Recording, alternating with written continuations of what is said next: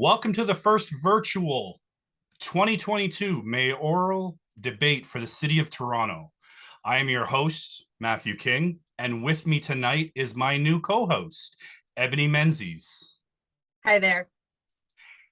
So, this debate is brought to you and all the listeners of the podcast This Time in History, and it's brought to you by the it's brought to you by the Triumph Over Pain? Yes, sorry. It's brought to you by the new not-for-profit Triumph Over Trauma. It is a organization that is in its funding stage to address the serious lack of free mental health therapy for the people of Ontario. They want to provide the mental health therapy for anyone, regardless of income, race, sex, age, gender, and any other determining factor. So thank you, and let's continue. So this debate will consist of an opening statement, for which I believe it's a minute. You'll have four categories that Ebony and I will both ask questions. You'll have, I believe it's a minute or 90 seconds to answer each of our questions, and then there will be a 3-minute open floor debate on each category, followed by a 2-minute closing statement for each and every one of you. So let's begin. And but before we do, Ebony and I wish you guys all the luck in the world. So let's get started. And first up to give her opening statement is Sarah. So you can unmute and go ahead. Thank you, Matthew. Thank you, Ebony. Thank you to all your audience and listeners. Thanks to all the people who tuned in. I think it's wonderful that you've stepped up to actually hold a mayoral debate, a mayoral panel, and I really hope that others will follow your lead. I think that we don't have democracy without debate. And so, I'm Sarah Climenhaga. I'm running for mayor. I'm running on a platform of a different kind of approach so that we involve, I apologize, I'm in an outdoor spot, but we involve residents in decision making. It's not just top down.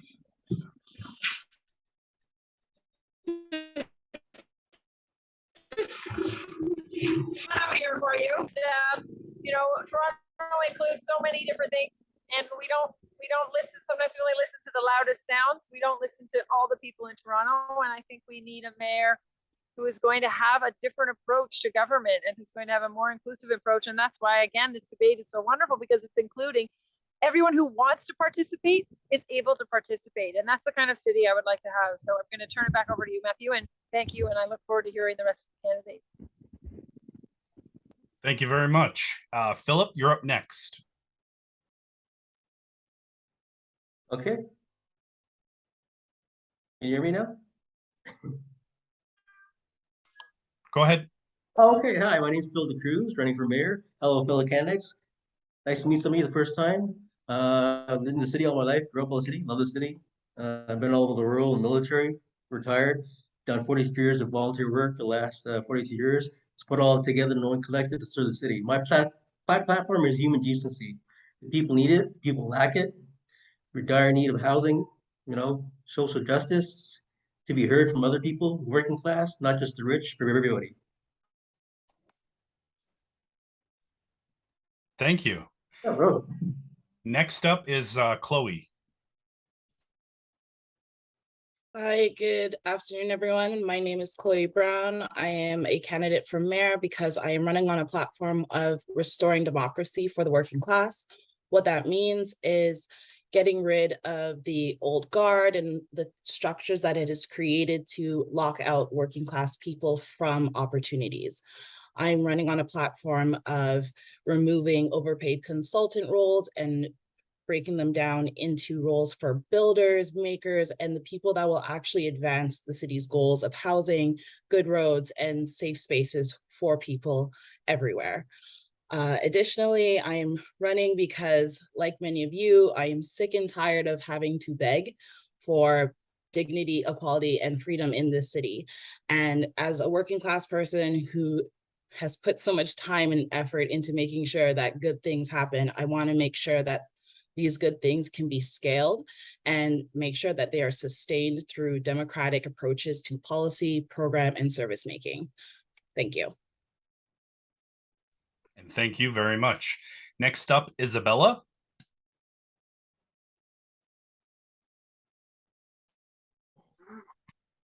Hi, everybody. My name is Isabella.gamk, and I'm running for mayor, as you know. My plan is to get people living in living spaces, and however that needs to be done. I'm an activist. I do protests. I don't see why I would stop protesting when I become mayor. I would organize protests from Queen's Park and from City Hall to Queen's Park and from City Hall to federal buildings. People need to be stop being misled. You know, if everybody else wants to just do the same thing at Toronto at City Hall, all these other mayor candidates, if they're not going to do a protest towards Queen's Park and the federal buildings and the federal government, they're not going to call them out, then you should get behind me, because we need things done. We don't need more of the same. We don't need more of the same. I would even change city council the way it's even being run. Councilors and the mayor, if I'm the mayor, we would take a bus to wherever the people have a problem, instead of everybody sitting down in that room at City Hall where nothing gets done. I've been there. I've been to those housing meetings. It's not the way to do things. We should go to the spot where the problem is, where people want something done, and we'll get it done that way. That's my views. I'm more radical. Thank you very much. Next up is Robert. Hi there. Thanks for having me.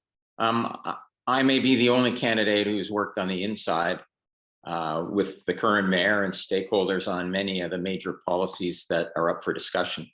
But unlike Mr. Tory, I come at it from an average citizen point of view in terms of costs and services, not a wealthy establishment lawyer. And I come at it from an engineering problem-solving point of view in terms of program design, not a career politician. And I think my approach leads to better outcomes for everybody. So my platform has 3 priorities. Some have already been identified by others. Stop or don't use the strong mayor powers. There's strength in numbers and not in concentrating power in one person.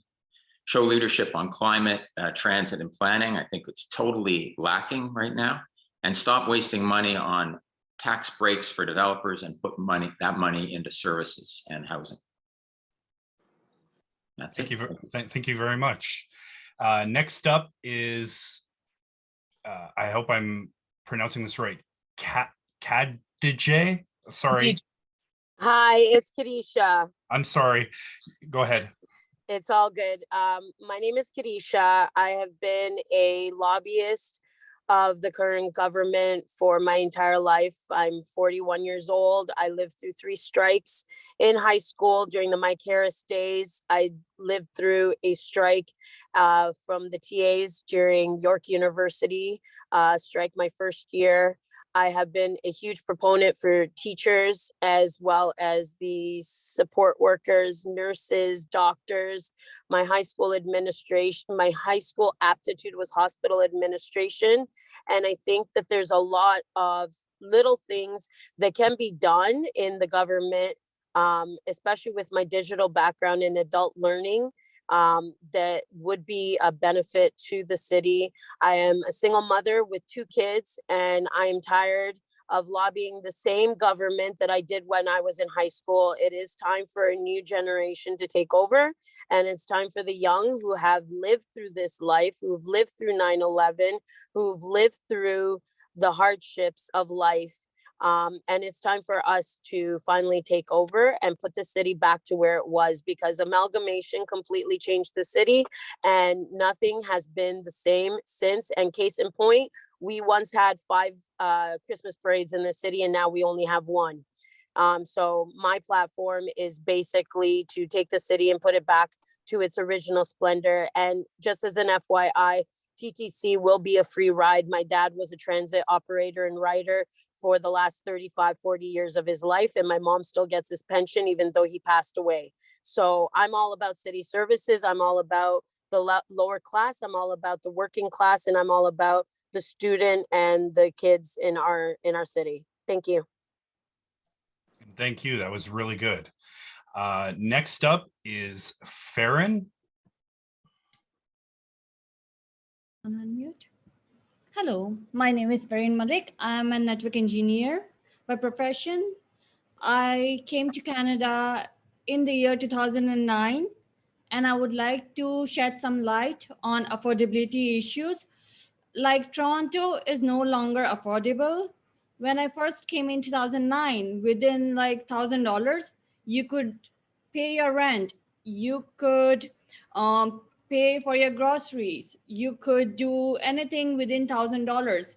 But today, even with the salary of $5,000, Toronto is nowhere near affordable. The second thing that I want to shed light is on crime rate. The crime rate in Toronto has increased tremendously. Toronto is rated as 8th and 9th cities with the highest crime rates. Number 1 is Quebec. Like Quebec is the safest city in Canada, or Quebec City is the safest city in Canada, and Toronto is 9th. Why? Like with the population of 2.79 million, Toronto should be number 1 in solving the crime issues, and it should be number 1 in becoming the safest city, as all the people from all over the world, they are coming directly to Toronto. Like people are landing in Toronto. So we should work together to make Toronto the safest place. The other thing that what I want to shed light is on racism issues. Like yesterday, I just went to TIFF. I faced some really bad racist comments from police officers. Like it was really heartbreaking for me to get such comments from police officers. I wouldn't like to comment on what sort of comment was it, but it was not something that should be coming from a police officer. And the other thing that I want to bring forward, like the issue that I want to bring forward is women empowerment. Like nobody is thinking about women. Like women play a major part in our society. We should be working towards making women and men equal in terms of pay. Like when I first started my first job, I was getting paid $45,000, whilst my other colleague who joined after 5 years, when I was going on maternity break, he was getting paid $70,000 for the same job. Like he was my junior and he was getting paid so much. And it really blew off my mind. After a couple of months, I believe I resigned. I just resigned thinking that there is no equality between men and women's pay in Canada. I just resigned and I just decided to go my way.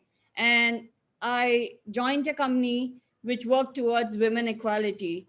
Like the first thing that I said was, if you are willing to give me the same pay as my other colleagues are getting, I'm willing to work for a company. Otherwise, I'm not. And they paid me like $45 an hour for the work that I was doing. I really felt really valued, and I really worked hard to work for that company. So if you feel valued, a woman will work for that company. So these are the 3 points that I want to bring forward to this debate today. Thank you so much. Next up is, I hope I'm pronouncing this right, Knia. Thank you very much. My name is Knia Singh. I'm 48 years old. I was born and raised in Toronto. By trade, I'm a criminal defense lawyer and human rights lawyer. But in the past, I've been a recording studio operator and owner, entrepreneur.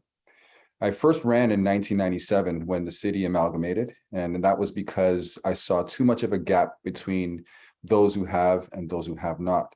I also saw a gap between the average citizen and resident of Toronto and the upper echelon of society who were part of the political system and decision makers. And I felt that it was important that the average person have a voice at City Hall and that the average person be someone that the rest of the population can relate to. Things that I'm very concerned about, number one in the city is the rate of violence. I've been an anti-violence advocate. I'm the co-chair of the Know Your Rights Committee with the Toronto Police Service. And I strive to ensure that young people have alternatives to violence. We've seen, the shootings, especially over the past week.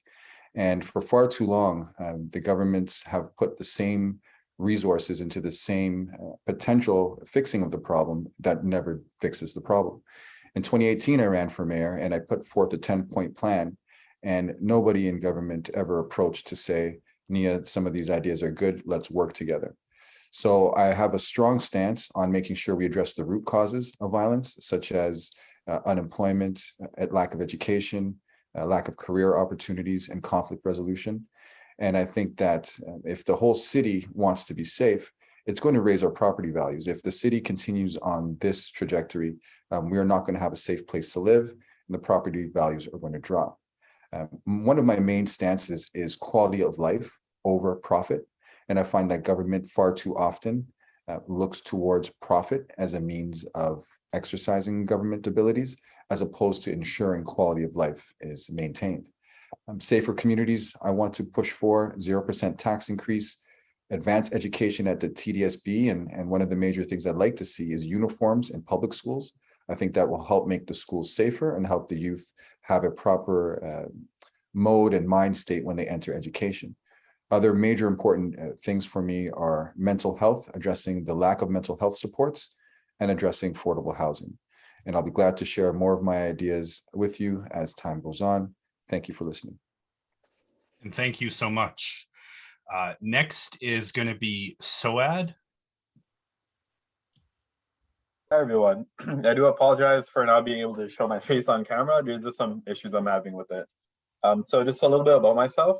So I'm 25 years old. By profession, I work as a project manager at a tech company, and I also do research in tech as well too. And then I've been involved in politics. So I've been involved in both the federal and provincial elections. And then I have done politics in the past as well too, at a university level, and advocating for needs for students and other individuals. So in terms of like why I'm running for mayor, and like just to give a bigger sense to that, there's like currently right now, as we're seeing in Toronto, it's becoming very, very difficult for people to live in it. So whether it's like because it's hard to afford things in the city, safety, as many of you mentioned, programs and services and other kinds of things being more harder to access, and then transit, and same thing with the city as well too. Like all of these things are becoming problems, and it's only getting worse by the day.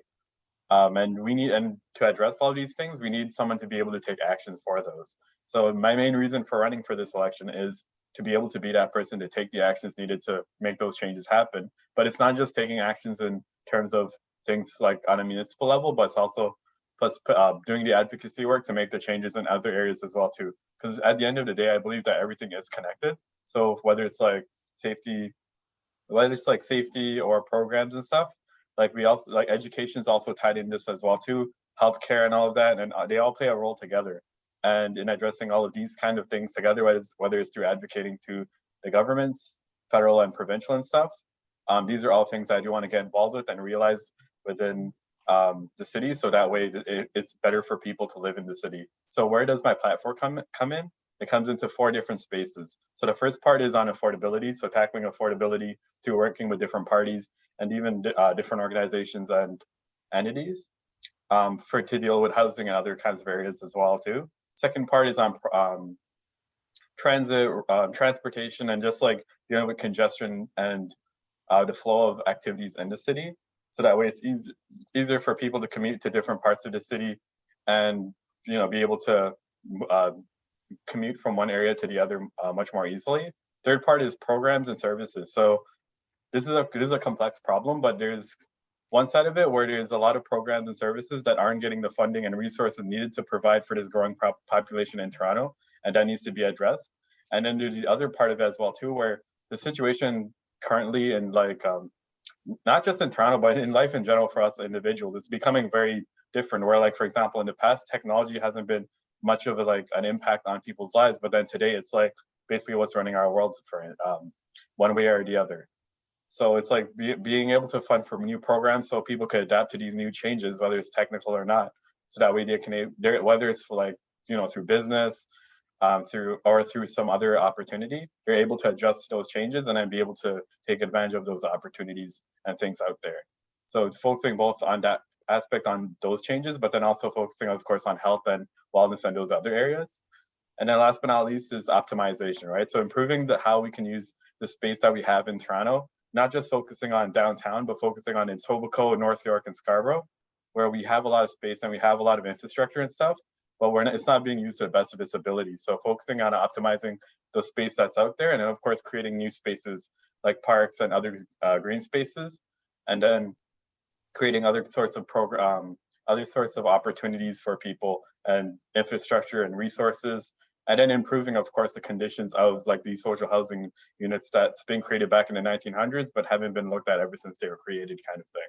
So that's essentially what's breaking down to 4 parts. But of course, there's more things I do cover, but I don't want to take the whole time talking about it, but those are the main points to take away. Thank you so much, Soaad. And last but not least, Reginald, you're up. Good evening, everyone. Thank you, Matthew, for organizing this thing and getting us all on to voice our views and concerns, opinions, and well, as you know, my name is Reginald Tull. I'm running for Mayor of Toronto. I've spent most of my adult life working with youth. I was a youth director and CEO of a youth organization to help keep inner city youths in school, off the streets, and reduce violence. I'm also an entrepreneur. I own small businesses, and I'm an author. And I'm running for mayor because I strongly believe in my heart that it is time for change. And after 8 years of nothing happening in our communities, no reduced crime, no reduced homelessness, the quality of living, especially after the pandemic, has just gotten worse, and it needs to be fixed. And I have plans to fix those problems in the city, but we need a strong leader, someone who actually is concerned for the people of Toronto and is willing to be their voice and to fight for the people and work with the common person. I want to build the small businesses. I want to reduce the homelessness or the even the people who are struggling right now. They're sitting in hotels and they just need a place to live. They need quality living. We need to create jobs for people here in Toronto, and I believe that I have the plan that will, you know, increase jobs and reduce violence and clean up the city from homelessness. And when I say clean it up, I don't mean just go into the parks and just get rid of all the tents so that they can go somewhere else to another park to sleep or in a bank machine lobby. Right, but we need to put a real solution to this problem, because this band-aid solution of housing homeless and hotels is just not going to work. And we need to focus on bringing tourism back to Toronto to bring in more money. And if our homeless are in the hotels, where are the tourists going to stay? Anyways, my platform, you can always check that out, and I'm sure we're going to get more into it as this debate goes forth. And we're missing somebody here. I guess some people think they're just going to walk their way past the finish line, right? But I think that somebody's going to have some problems because they don't see us coming up, and we're being underestimated, you know. And it's time for us to rise up and make change in Toronto, and hopefully we can all work together to do so. Thank you. Thank you so much, Reginald. And so now we're going to move on to the 4 categories. And ladies first, I'm going to let Ebony ask her question. Each of you will answer it. Then I'll ask my question. Each of you will answer it. And then we'll have a 3-minute open floor debate. Go ahead, Ebony. All right. My first question would be, Do you think that counselors get too many perks in the forms of, free TTC passes, free parking, housing allowances, benefits, etc.? Go ahead. Are we going in an order of who spoke first?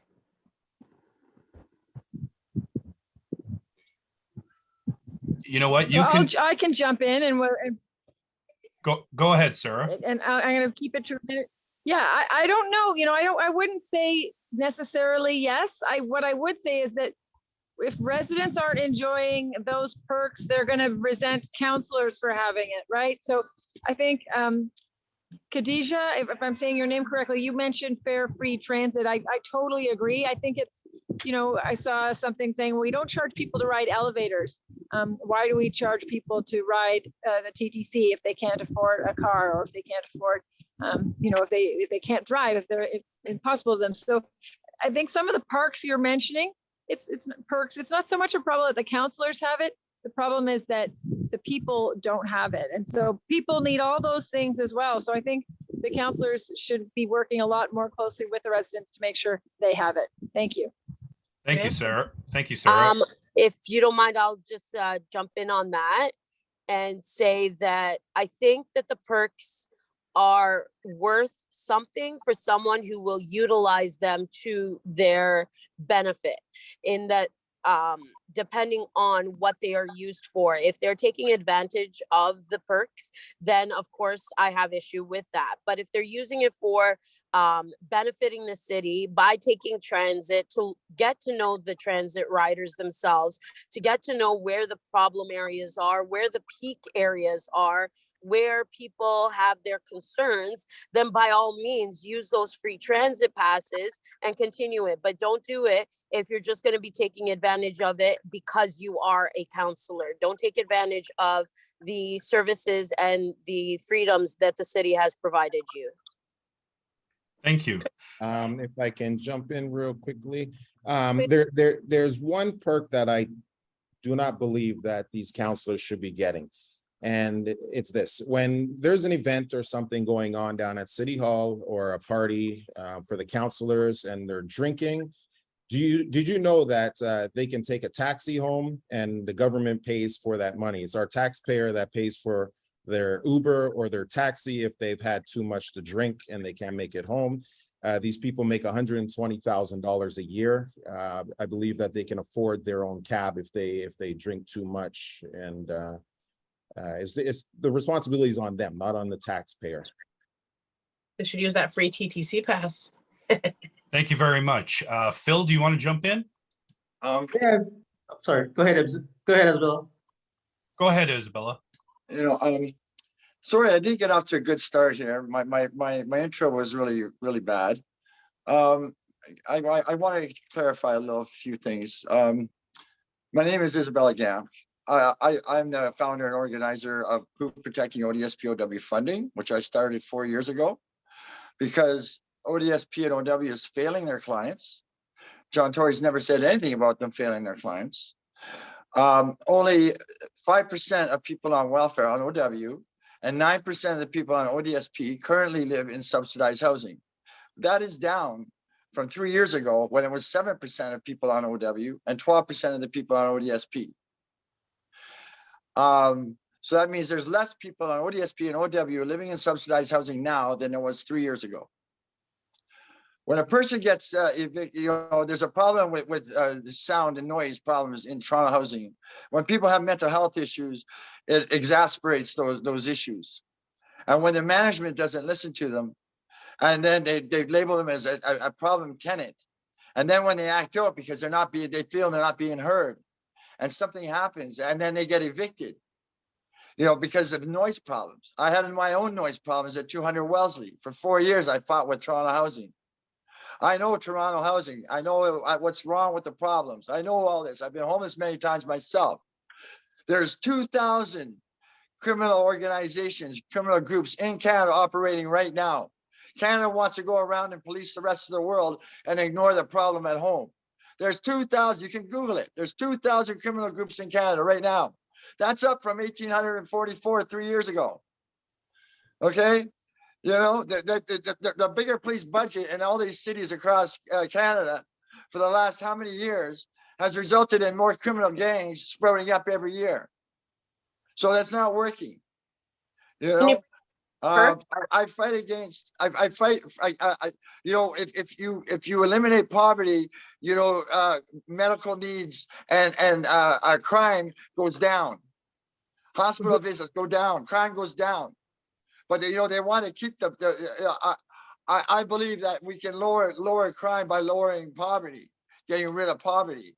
I don't want to try to see some homeless housed. I want to see all homeless housed. I'm sure we'll get into that You know, later, but these perks that you're Yeah. talking about are a distraction from the real issues. Okay, these are things that I could deal with when I'm in office, because you know I don't even know what all the perks are. We're just because they get a bus pass. You know what? Are they actually using that bus pass? Are you tracking them with their phone and on the bus pass? Is it on their phone, or is it is it a physical bus pass that they're giving to their child to use? You know, what's happening with it? Do you know any of these facts? You know, let's get real and let's get real. You know, I'm here to fight to end homelessness in Toronto and hopefully across Canada. You know, I will get other mayors involved in this. You know, I'm here to win. I'm here to fight. I'm not here to do the same thing over and over again that's been going on at City Hall for how many years. I'm not there. I'm not going to go there to make friends, to make allies with existing politicians that are causing us problems to ending homelessness. You know. Okay, we be mindful of our. Thank you, Isabella. All right. I think that's a better intro. It's a great intro. Who's next? Phil, go ahead. Hey, how can I top that? Actually, Isabella had a good point. Do you guys remember what they did in council when they reduced the seats? When the council get right after they got reduced? They got raises, all of them. Do you remember that? Not by a couple of bucks, a couple of 100,000. So I got my contacts in Ottawa. I did a calculation here for you guys. All the perks of all the councilors for the last 4 years, if you took all their perks, all the raises, you would have paid every member of ODSP for the next 2 years. Think of that. And what Isabella said about perks, you know what? Something else you didn't know. They share their perks with their conglomerates. All the condo developers, all these guys get perks from the councilors. That's the known fact. I got all recorded here, all from Ottawa, all in history, all numbers right there. It can't be lied about. There's about 500,000 ODSP clients. 500,000 ODSP clients. So I don't know. Let's let Phil finish up, and then we can move on to when Phil's done. We'll move on with Robert. Oh, sorry. Yeah. So I'm just saying, perks are nice, but you know what? Like somebody says, you have free TTC passes. How about sharing them with somebody else? You know, like expense accounts. I don't know what the total is. They get expense accounts. I know they get a lot. My question is also, they went to Hollywood. Who paid for that trip to promote film industry? You know, they didn't go like 3 or 4 people. They're like a whole entourage. And Corey took all his grandkids with him. So who paid for all that? Was that the city? Or was that the perks? Or that expense accounts? That's what I'd like to know. You know? Thank you, Phil. Robert, go ahead. Sure, thanks. You know, I tend to agree that perks aren't really the biggest issue we've got facing us, but they are a symptom of controls over spending.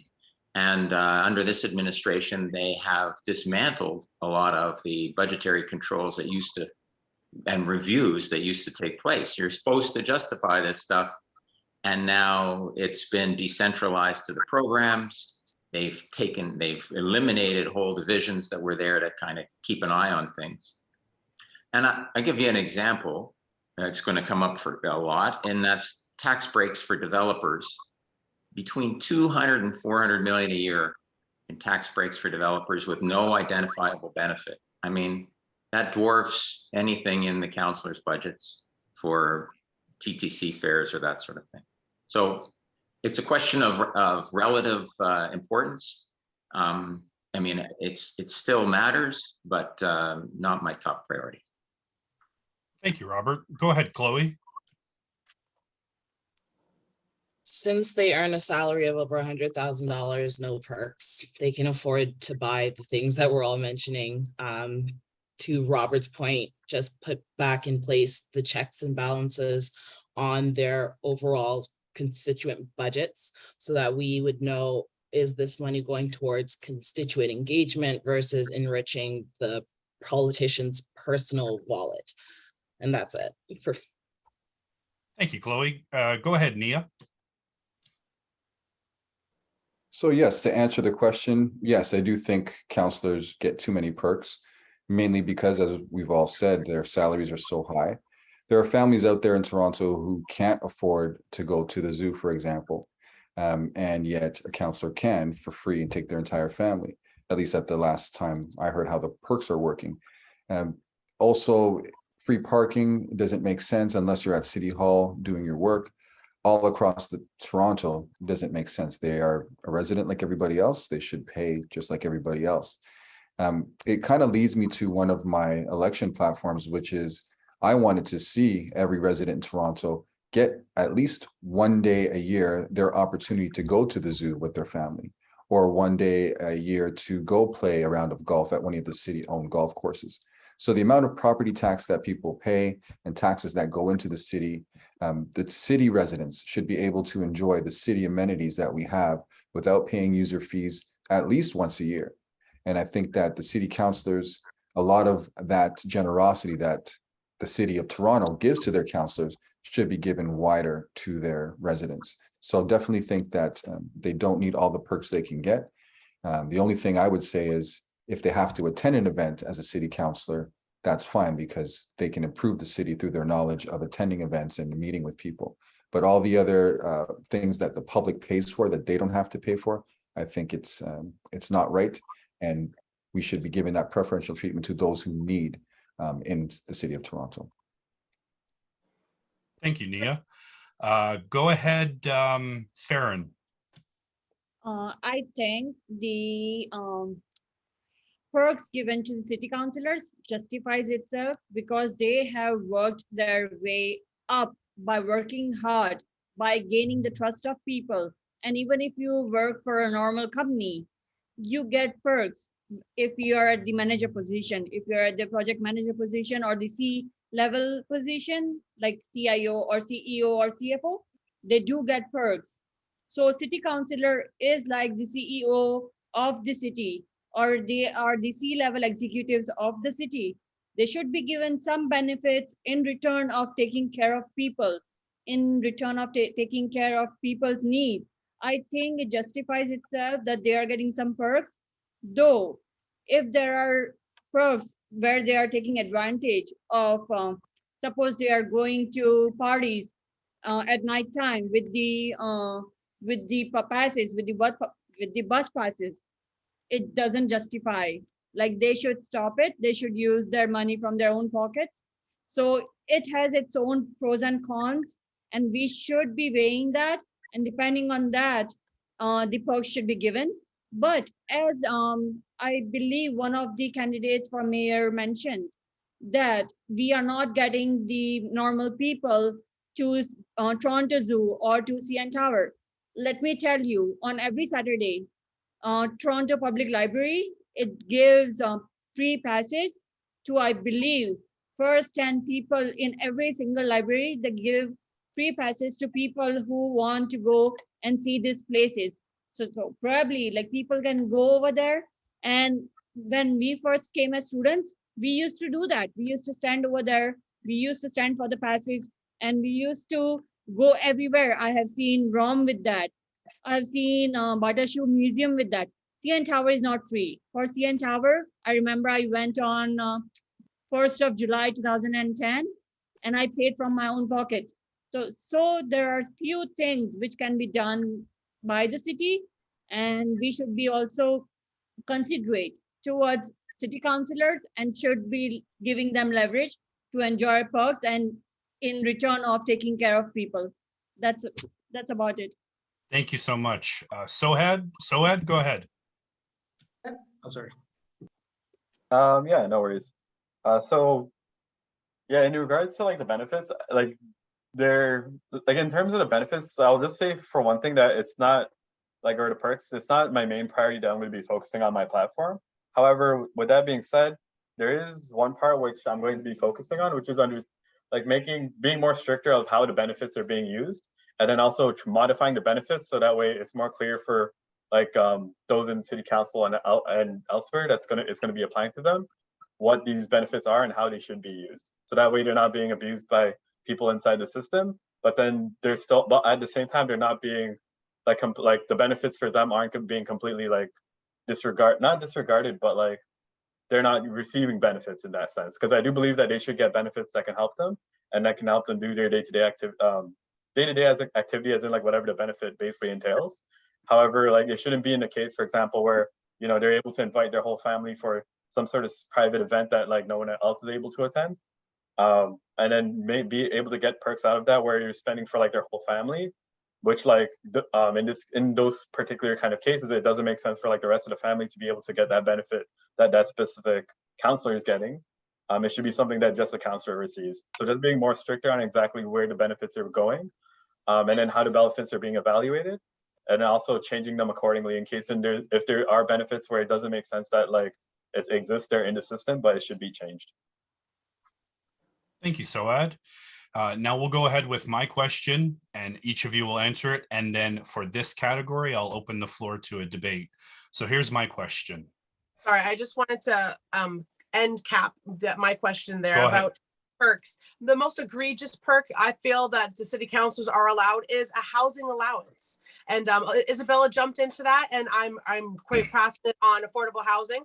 If we can't get a raise on ODSP so that people, sorry, there's a motion sensor here, people can pay even just, $1,000 for rent. I find it a little insufferable that some of these city councilors who have nice houses in Rosedale were getting up to 20% of their rent paid. Continue. I gotta go get. Absolutely. We'll cover that part in the debate. So here's my question. Now, this is recent according to what I've read. However, maybe it wasn't, but there's been a public outcry to fire interim city manager Tracy Cook. Mm-hmm. Do you agree with this or not, and why? Chloe, go ahead. Yes. The reasons why I would call for Tracy Cook's replacement is because there has been evidence that she did not report the right numbers for an infrastructure project, which was Smart Track. For someone to use misleading numbers on infrastructure, which affects millions of people's lives every day, it's as a policy analyst, it's deeply unethical and it is cause for termination. Tracy Cook as a city manager, has done more to prop up John Tory's platform than look objectively at the data and create decisions that would benefit the people of Toronto. There's no use for that type of approach in democracy.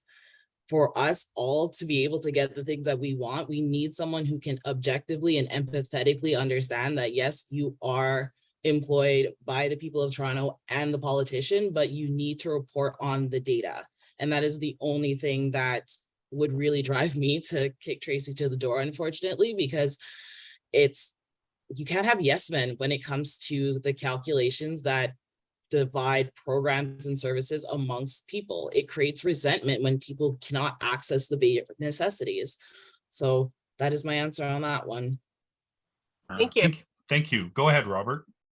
Oh, I don't know anything about the issue. I do know the person though. And I wouldn't pass judgment without any inside knowledge.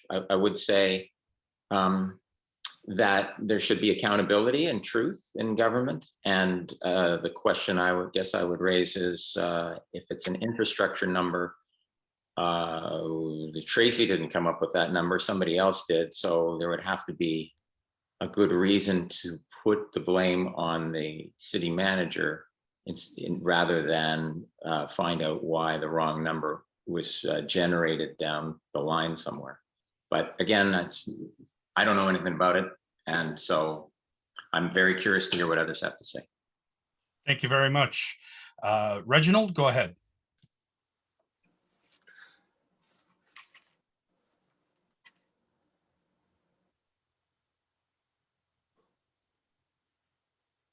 Sorry, Reginald, you're muted, so we can't hear anything you're saying. Sorry about that. I was just saying, like Robert, I don't know much about the situation. I don't know anything about what occurred with Tracy, but if you're representing the people and you're lying to the people, then I don't think you're qualified to have the job as a leader, as a public representative.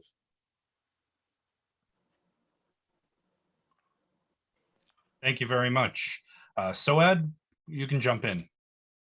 Yeah, my stance is very similar to Chloe's stance. The only thing I would probably add to it, it's very simple. So I'd fire her on the basis that she wasn't able to do what she's responsible in doing, and she hasn't met the key thing, which is required from public servants, which is being honest on the job. So when you're taking up especially a role with the government, one of the key things you need to do is serve the people. And in order to serve the people properly, you need to be honest in terms of like the actions that you're doing, the numbers that you're reporting, all of that stuff.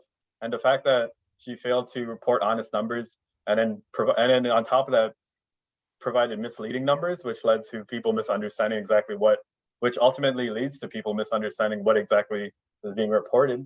That is something that's on her belt, that is her fault. And she has to take accountability and responsibility for it. And because this is a very big, for example, in the case of the infrastructure project was something that's very big that impacts multiple people, this is something that's not acceptable in these kind of environments.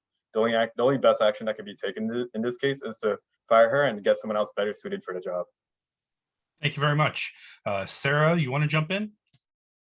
Yeah, yes, thanks. I mean, I'm going to be a little bit like Robert here and say, until I'm actually in that job with the employee's file in front of me, with all the evidence, listening to her,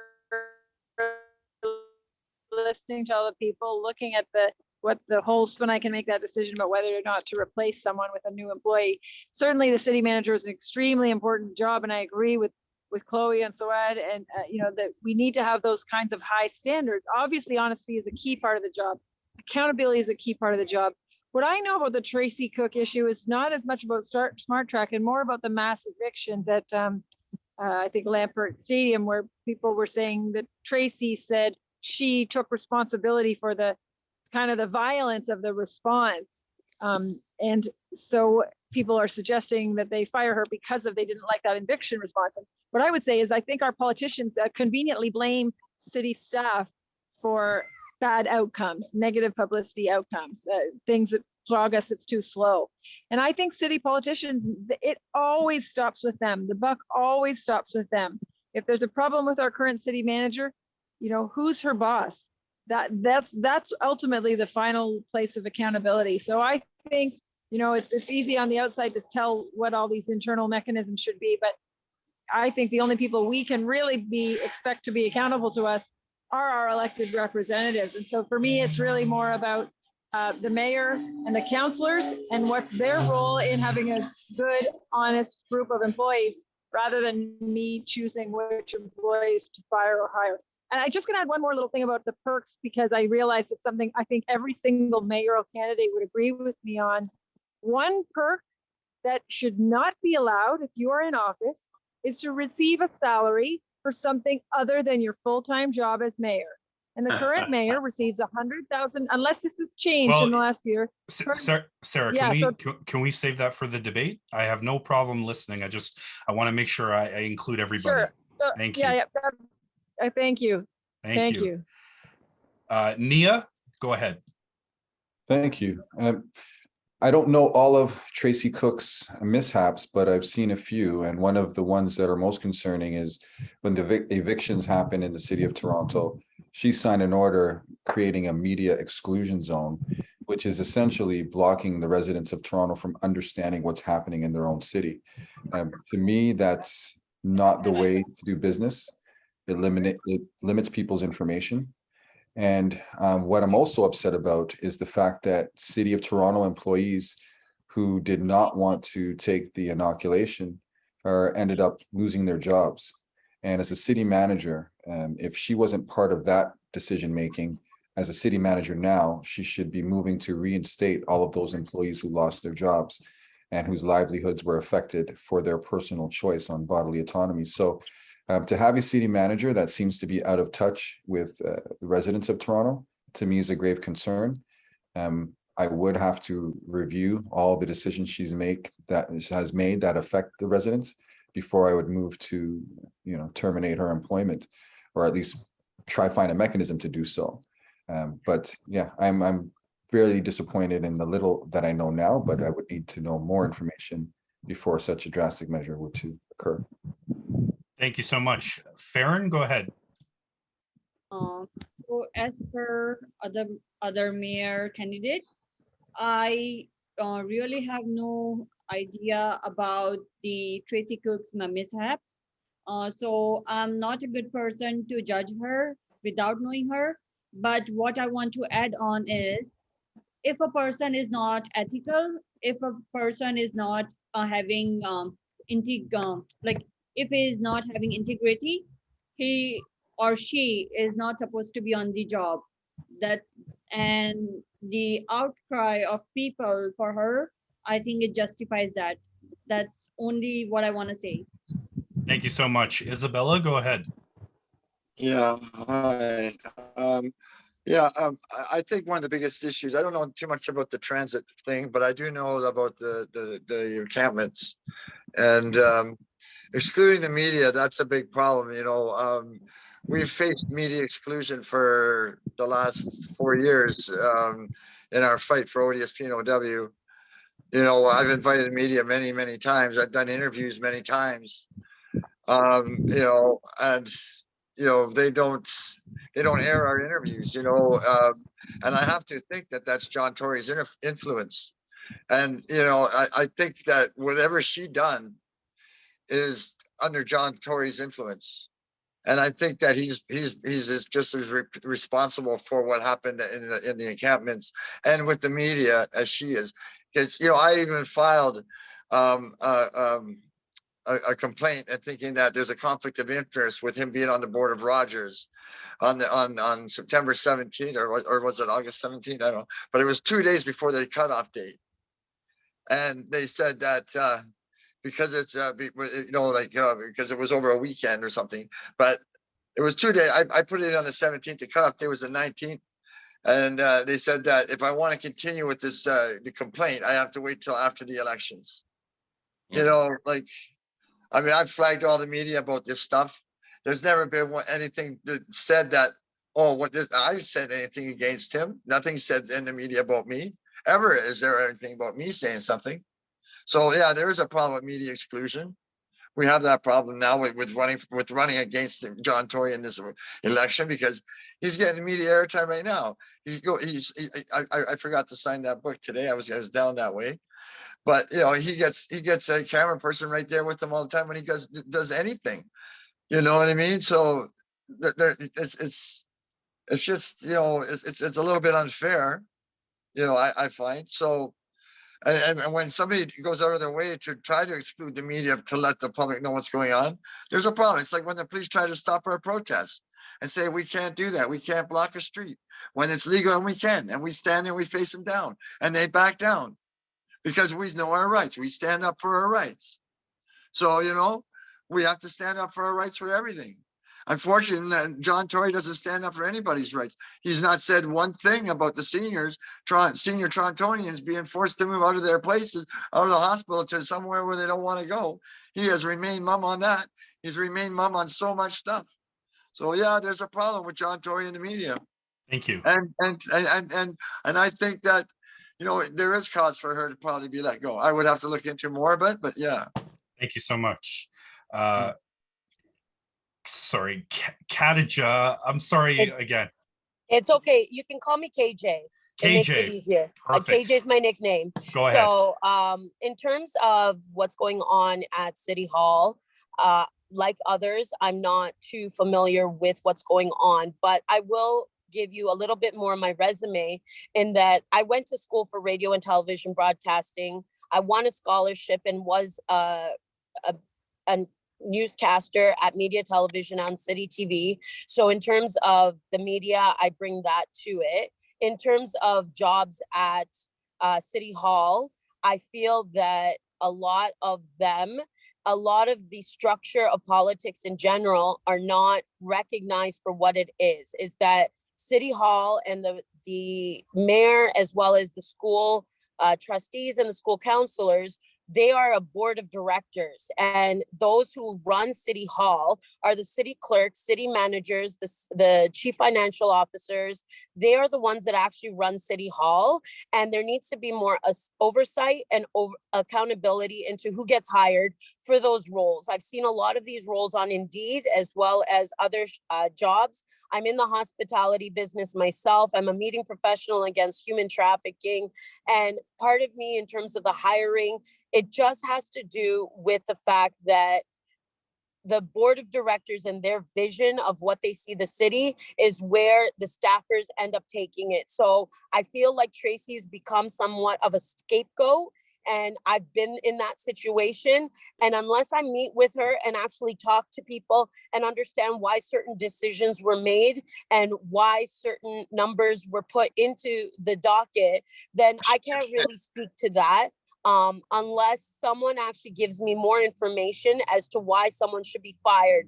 But I really think that with this new municipal election, Social media. She did admit it yeah, on. once we're in a new election, that'll be our opportunity to change the government. If you make me your mayor of this city, then I promise that I'm going to look at all of the HR. I'm going to look at all of the city clerks. I'm going to look at every single person who works there and make sure that every person that's supposed to be there is there and doing the role that they're supposed to be doing. Great answer. Matthew, I just want to actually correct myself because Sarah is right in terms of the encampment part. That's what is the most controversy surrounding Tracy right now. And I still stand by my answer of firing her for that because Tracy does have a connection to the police. She was serving with them before then. And that reaction from the militarized reaction from the police is what I would fire her for. Because we have shelter support and housing administration streets to homes program, it could have been handled with so much more humanity. And that is why I would fire her, because we are a city government that works for people. And if you have to bully and treat homeless people like it's the G20, then I don't think that this is the right job for you. And Okay. that's my answer, just to correct it, because I just want to admit that Sarah was right. And I think that's very important for politicians to state if they are wrong. So Thank you so much. Let's just end the question. Let's let Phil answer, and then I'll open the floor to the debate. Phil, go ahead. Okay. Tracy Cook, I know her family well. I know who she is. I know what she's all about. This thing what happened with the encampments is it's a small example of what she's done. When City Hall has their SOP, standard operating procedures, she has to fall into the conflict of interest. She has done that many times. She's only been caught because she's up in the open. She's admitted a few things, but she's had a history of backing Tory, delaying things from happening. For example, her actions have actually caused so much turmoil, not just with the academies, the ODSP, but also other things, low-income families, right, being affected. You know, I don't know if any deaths occurs because of one person's action. Just her backing up her boss, I'd say, has caused so much friction and so much agitation. Human dignity is a big thing, right? You take a person's dignity away from them without giving a choice, she shouldn't be there. She should have been gone a long time ago. That's my saying. Thank you. Thank you. And now, Ebony, if you're got nothing else to add, let's open the floor for the 3-minute debate. Ebony's got the clock. She'll cut off at 3 minutes, and we'll move on to the next category. Were you going to raise? I'm sorry? Her raise. Did you want to mention that? You can you can do that if you like, and then anyone who wants to jump in, jump in. All right. Well, I don't know if anybody knew it, but I've got the Ontario Sunshine list here. The position of Deputy City Manager, Infrastructure and Development Services received a salary of $308,477 last year, 2021, which is a raise of 13.6% from her salary in 2020, which was only $271,440,000. So a 13% jump in a salary, you know, after we're all coming out of COVID is pretty big, don't you think? Do you think she deserved it? I don't know. So you got to ask yourself, so is that her fault? I mean, what really you're saying, though, is that the people in charge of the senior appointments are running amok. And I tend to agree. Tracy I think of as a very honorable person, but with no experience in infrastructure or public works before she held that job. They hired a CFO who's never been a CFO before anywhere or worked for a municipality before. They seem to be wanting to put people in the senior positions who are not knowledgeable about what they're in charge of. And I feel that that is a strategy that the mayor has backed and the former city manager must have supported it. And I think it creates the opportunity for things to go really badly. And I think, for example, the strong mayor power legislation would allow the mayor even more power to do that sort of thing. It's not looking good in my view. And I don't blame the people who are promoted into those jobs or get raises, but I do think that somebody's making some really weird choices. And I agree with that. I'd like to just jump in as well and say that I agree with you in that it's not her fault, probably. And to be honest, we don't know what conversations are happening behind closed doors. We don't know why she got that raise. Maybe, like I said, she's a scapegoat, and maybe that was her benefit for being that scapegoat and taking all the flack, and she's getting a pay raise. Whatever the case may be, the overall infrastructure at the city needs to be updated and upgraded so that there is that accountability, that there is that oversight, so that people aren't getting money in their pocket that shouldn't be getting the money in their pocket, that people are getting the money that is actually for the city, and understanding that they are public servants. They are not doing this job because it's their job. They're doing it because they are a servant, that they are getting the remuneration that they should be getting in order to survive and live, so that they can care for the citizens of the city and nothing more. Anyone who works at City Hall needs, like I said, we need to go through everybody's job and make sure everybody who has a role is actually doing the job that they were meant to do. There's a lot of people, like me personally, during COVID, I was furloughed. I didn't have a job. I was doing odds and ends. And I have to say, every HR department in this city needs a good kick in their ass. Okay, a BA is not needed for a minimum wage job. Someone who's done a BA and has spent the $50,000 on the 4 years to get that piece of paper deserves a little bit more respect in the city, in their employment, to show them that that money that you keep telling us that we needed to go to school and get a post-secondary education, that BA is worth more than a minimum wage job. That with me and my 2 college diplomas and my 2 post-degree certifications, I can't even get a proper minimum wage job. And even if I apply, I can't even get it. Like I said, every HR department needs a good kick in the pants before we even talk about City Hall. Absolutely. But do you realize that the culture that props up Tracy is the reason why none of us can get good employment? The whole paid appointee system that allows people that do not hold that accreditation to hold those positions is the problem. And to agree further with Robert, it's very much this capitalistic system that rewards loyalty versus accreditation.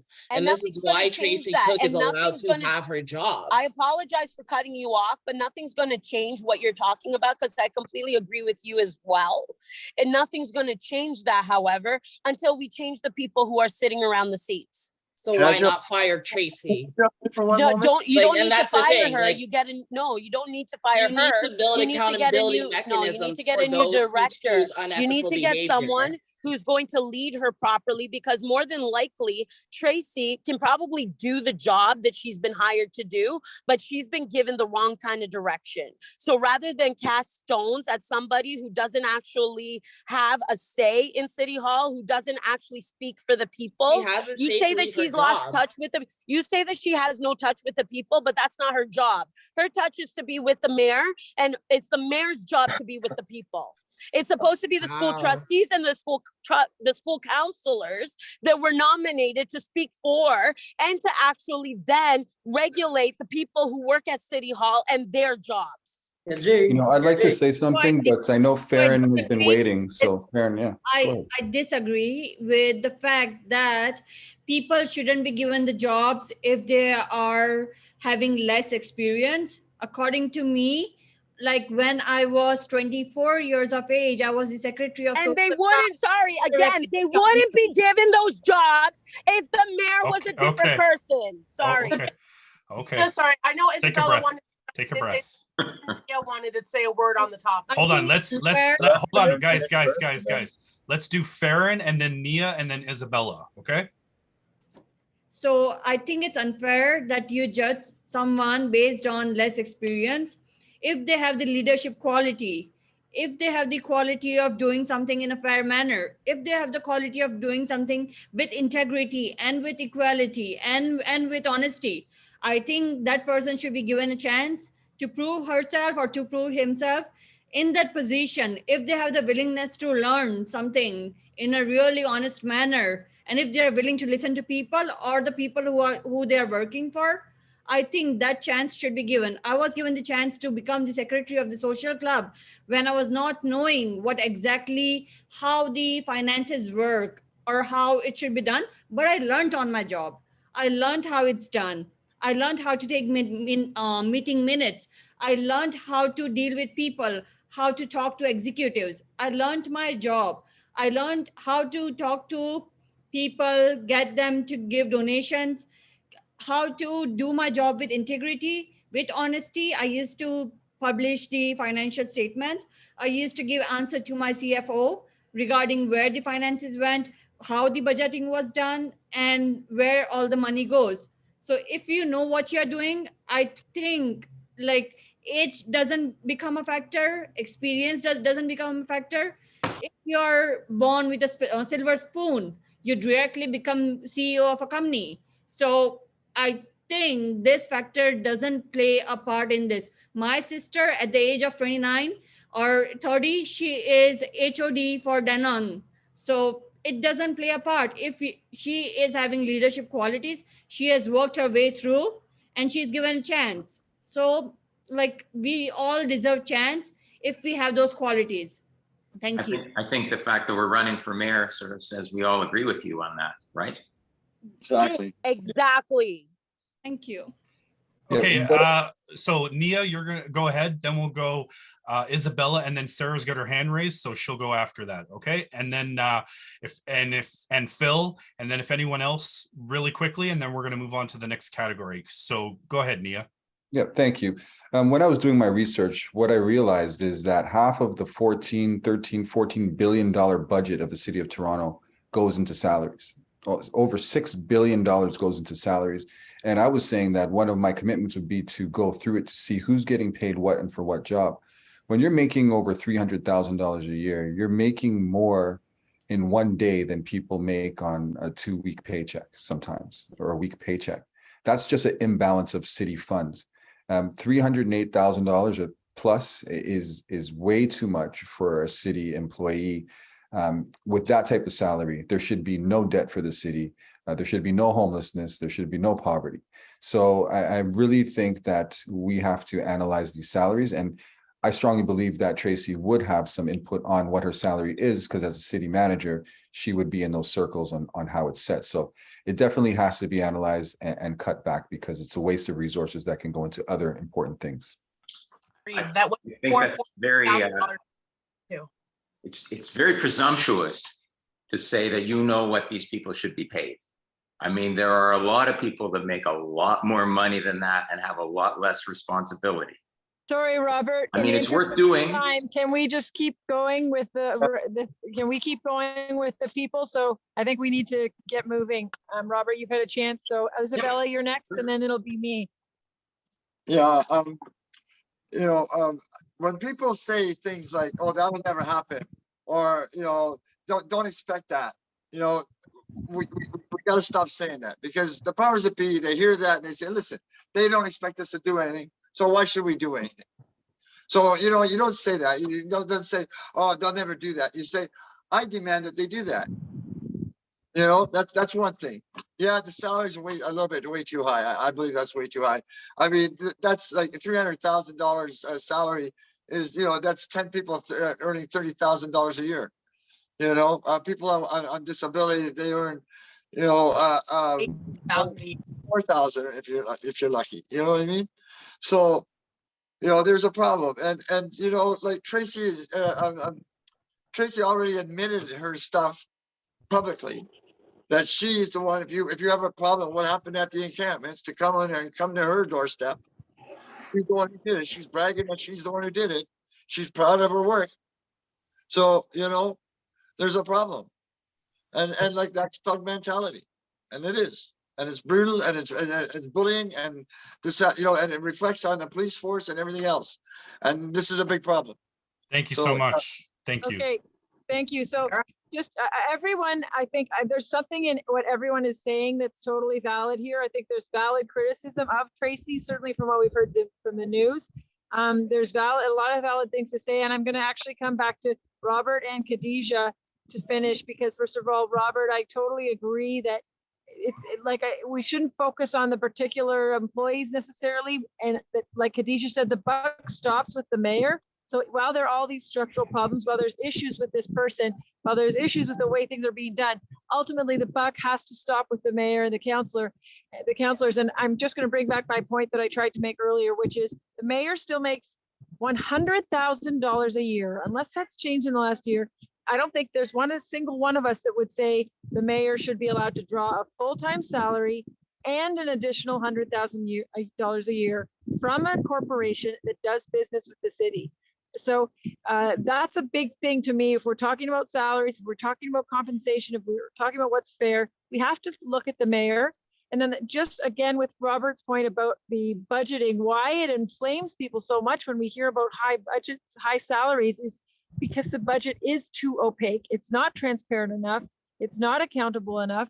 We need more, we need to feel as residents, our tax dollars are being spent wisely. And a city manager, of course, is doing a hugely important job. So perhaps there's an argument to be made whether they should make 300,000 or 200,000 or 250,000, whatever it is. I'm sure there's an argument to be made for such an important job, whether or not they deserve that salary or not. But if the residents have no say in the budget, they're struggling, they can't afford housing, their TTC is going up all the time, and then they see a salary, they don't understand why it's so high, and they see criticism, that's very natural that there's going to be upset. So I think that every single person has really good points in this. I'm going to stop. I just want to say I am going to have to go. So I don't know if I can, when you ask the next question, I may just do my closing statement. Thanks very much for having me, everyone. It's great. Thank you. KJ, go. If I can quickly say something, if you don't mind, because No problem. Yeah, Sarah said something about things not being fair. And it's not just that's not fair. This whole process, the election process, is not fair, right? Like for us to even get our names out. First of all, John Tory, he's running off the media. He doesn't pay any money for promoting himself on the media, on City TV, CP24. I was on Talk 1010 the other day, and talking about running for mayor, and pretty much they laughed at me, asking me how much money I have for media exposure to pay for commercials and pay for ads, right? John Tory, he's not going to pay anything for ads. Tory, I want to add that he is increasing budget of TV, arts and media by 1 billion. So why wouldn't they do it for free for him? Yeah, so he'll just pick up the phone and call into CP24 and just talk whenever he wants to talk, right? He's not really running. What he's doing is he's just using his platform so that he can become the longest mayor in history. He's going to get donations to pay for his lawn signs. He's going to get volunteers to put them up. He's going to get his free media time. None of that is fair. And even with the councilors running, now they have what, like a $12,000 budget to do like community events and things like that. And what they do is they save that money to nearer when the election is coming. And then they start putting barbecues together and selling hot dogs for votes. And that's exactly what they were doing here. Okay, Reginald, I got to jump in and I got to make sure I have time for the other two, and then we're going to move on to the next category. KJ real quickly, and then we're going to go to Soaad and Phil real quickly, and then we're going to move on. Go ahead, KJ, real quick. Yeah, so I just really want to say that to follow up with what I said earlier, the mayor is where the buck stops. Councilors are in City Hall. They're the ones that approve the budget. So if you have a problem with the paychecks, then we got to go through the budget line by line and figure out where all the spending happened. Part of my platform is to take some auditors and go through it with the CFO and make sure everyone is getting what they're supposed to be getting paid. As someone who's worked with association management, who's worked with lawyers, who's worked with auditors and financial managers, I've done this job before and I haven't been the mayor. So now it's time for me to be the mayor so that I can actually go and fix up and clean up all this, the issues that you all are talking about right now. Thank you. Soaad real quick, and then Phil real quick. Go ahead. Yeah, so I'll just try to keep it brief. So it's like, yeah, we can't really change the salary. Like as much as like the salary is very high, we cannot change it. It's already been in place and everything.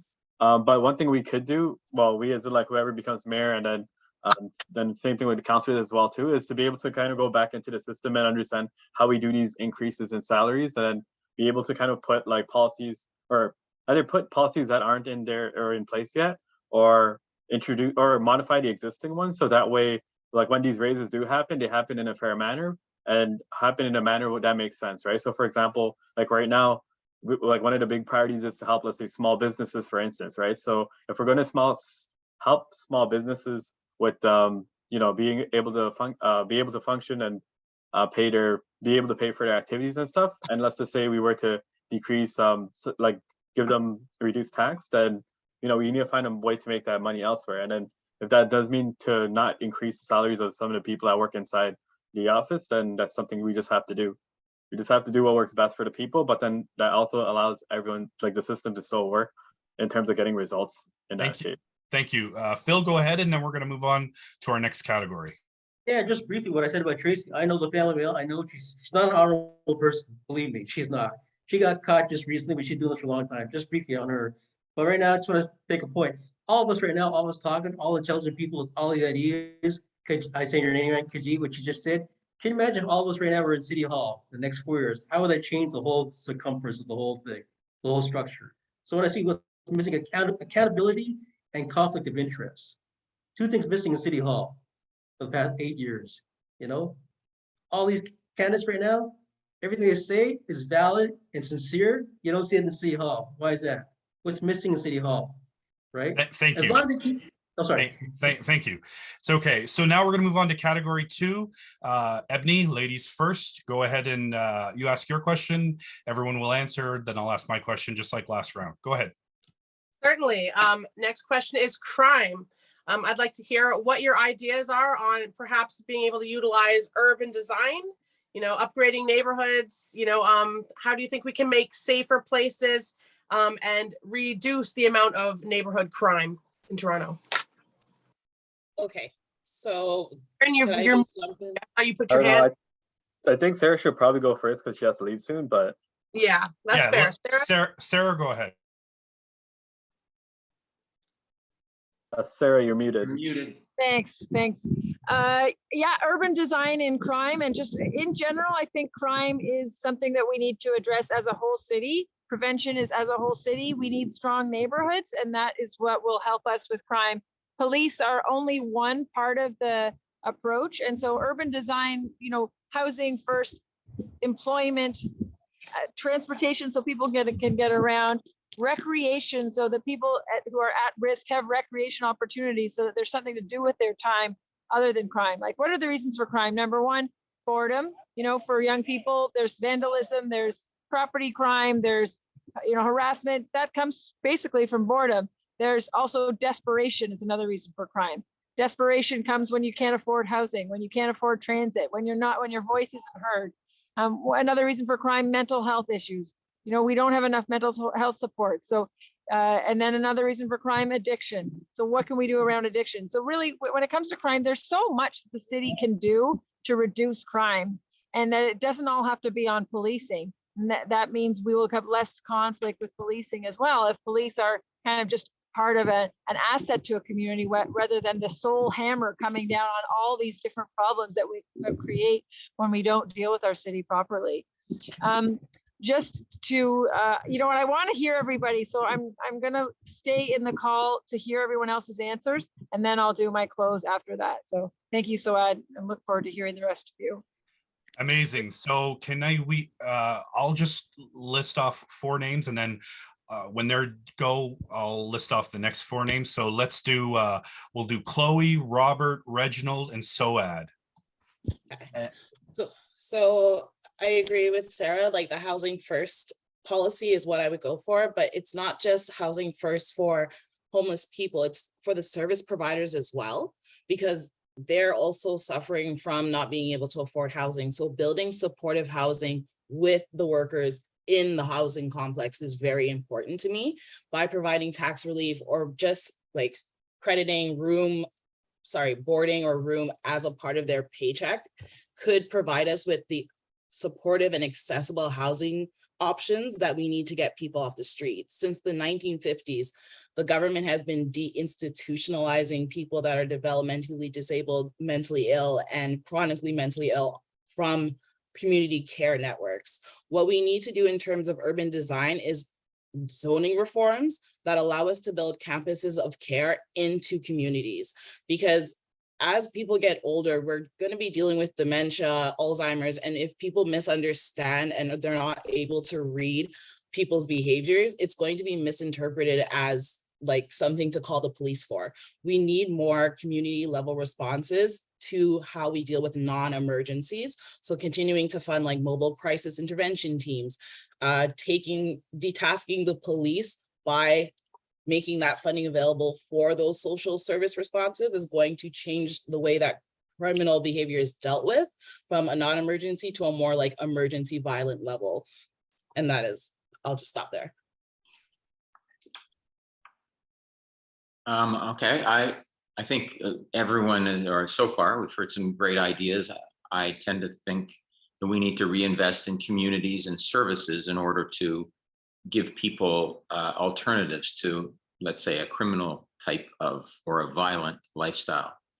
So one question is, where does the money come from? And in my platform, at least, I have some ideas about where to get that money by reducing some of the tax breaks that are seriously pushing out like $500 million a year. The other thing I would like to say about crime and policing is that when I looked it up, it seems to me that gun violence is no better than it was 15 years ago when we had a media hue and cry about the summer of the gun. And now under this mayor, we don't really seem to have any pressure from the media for him to do anything and make the kinds of investments we're talking about. And I think that's a serious problem. And I think it is because he is so well connected to the higher ups in the media and this sort of thing, that he gets a very light touch. And I think that the citizens suffer because of that.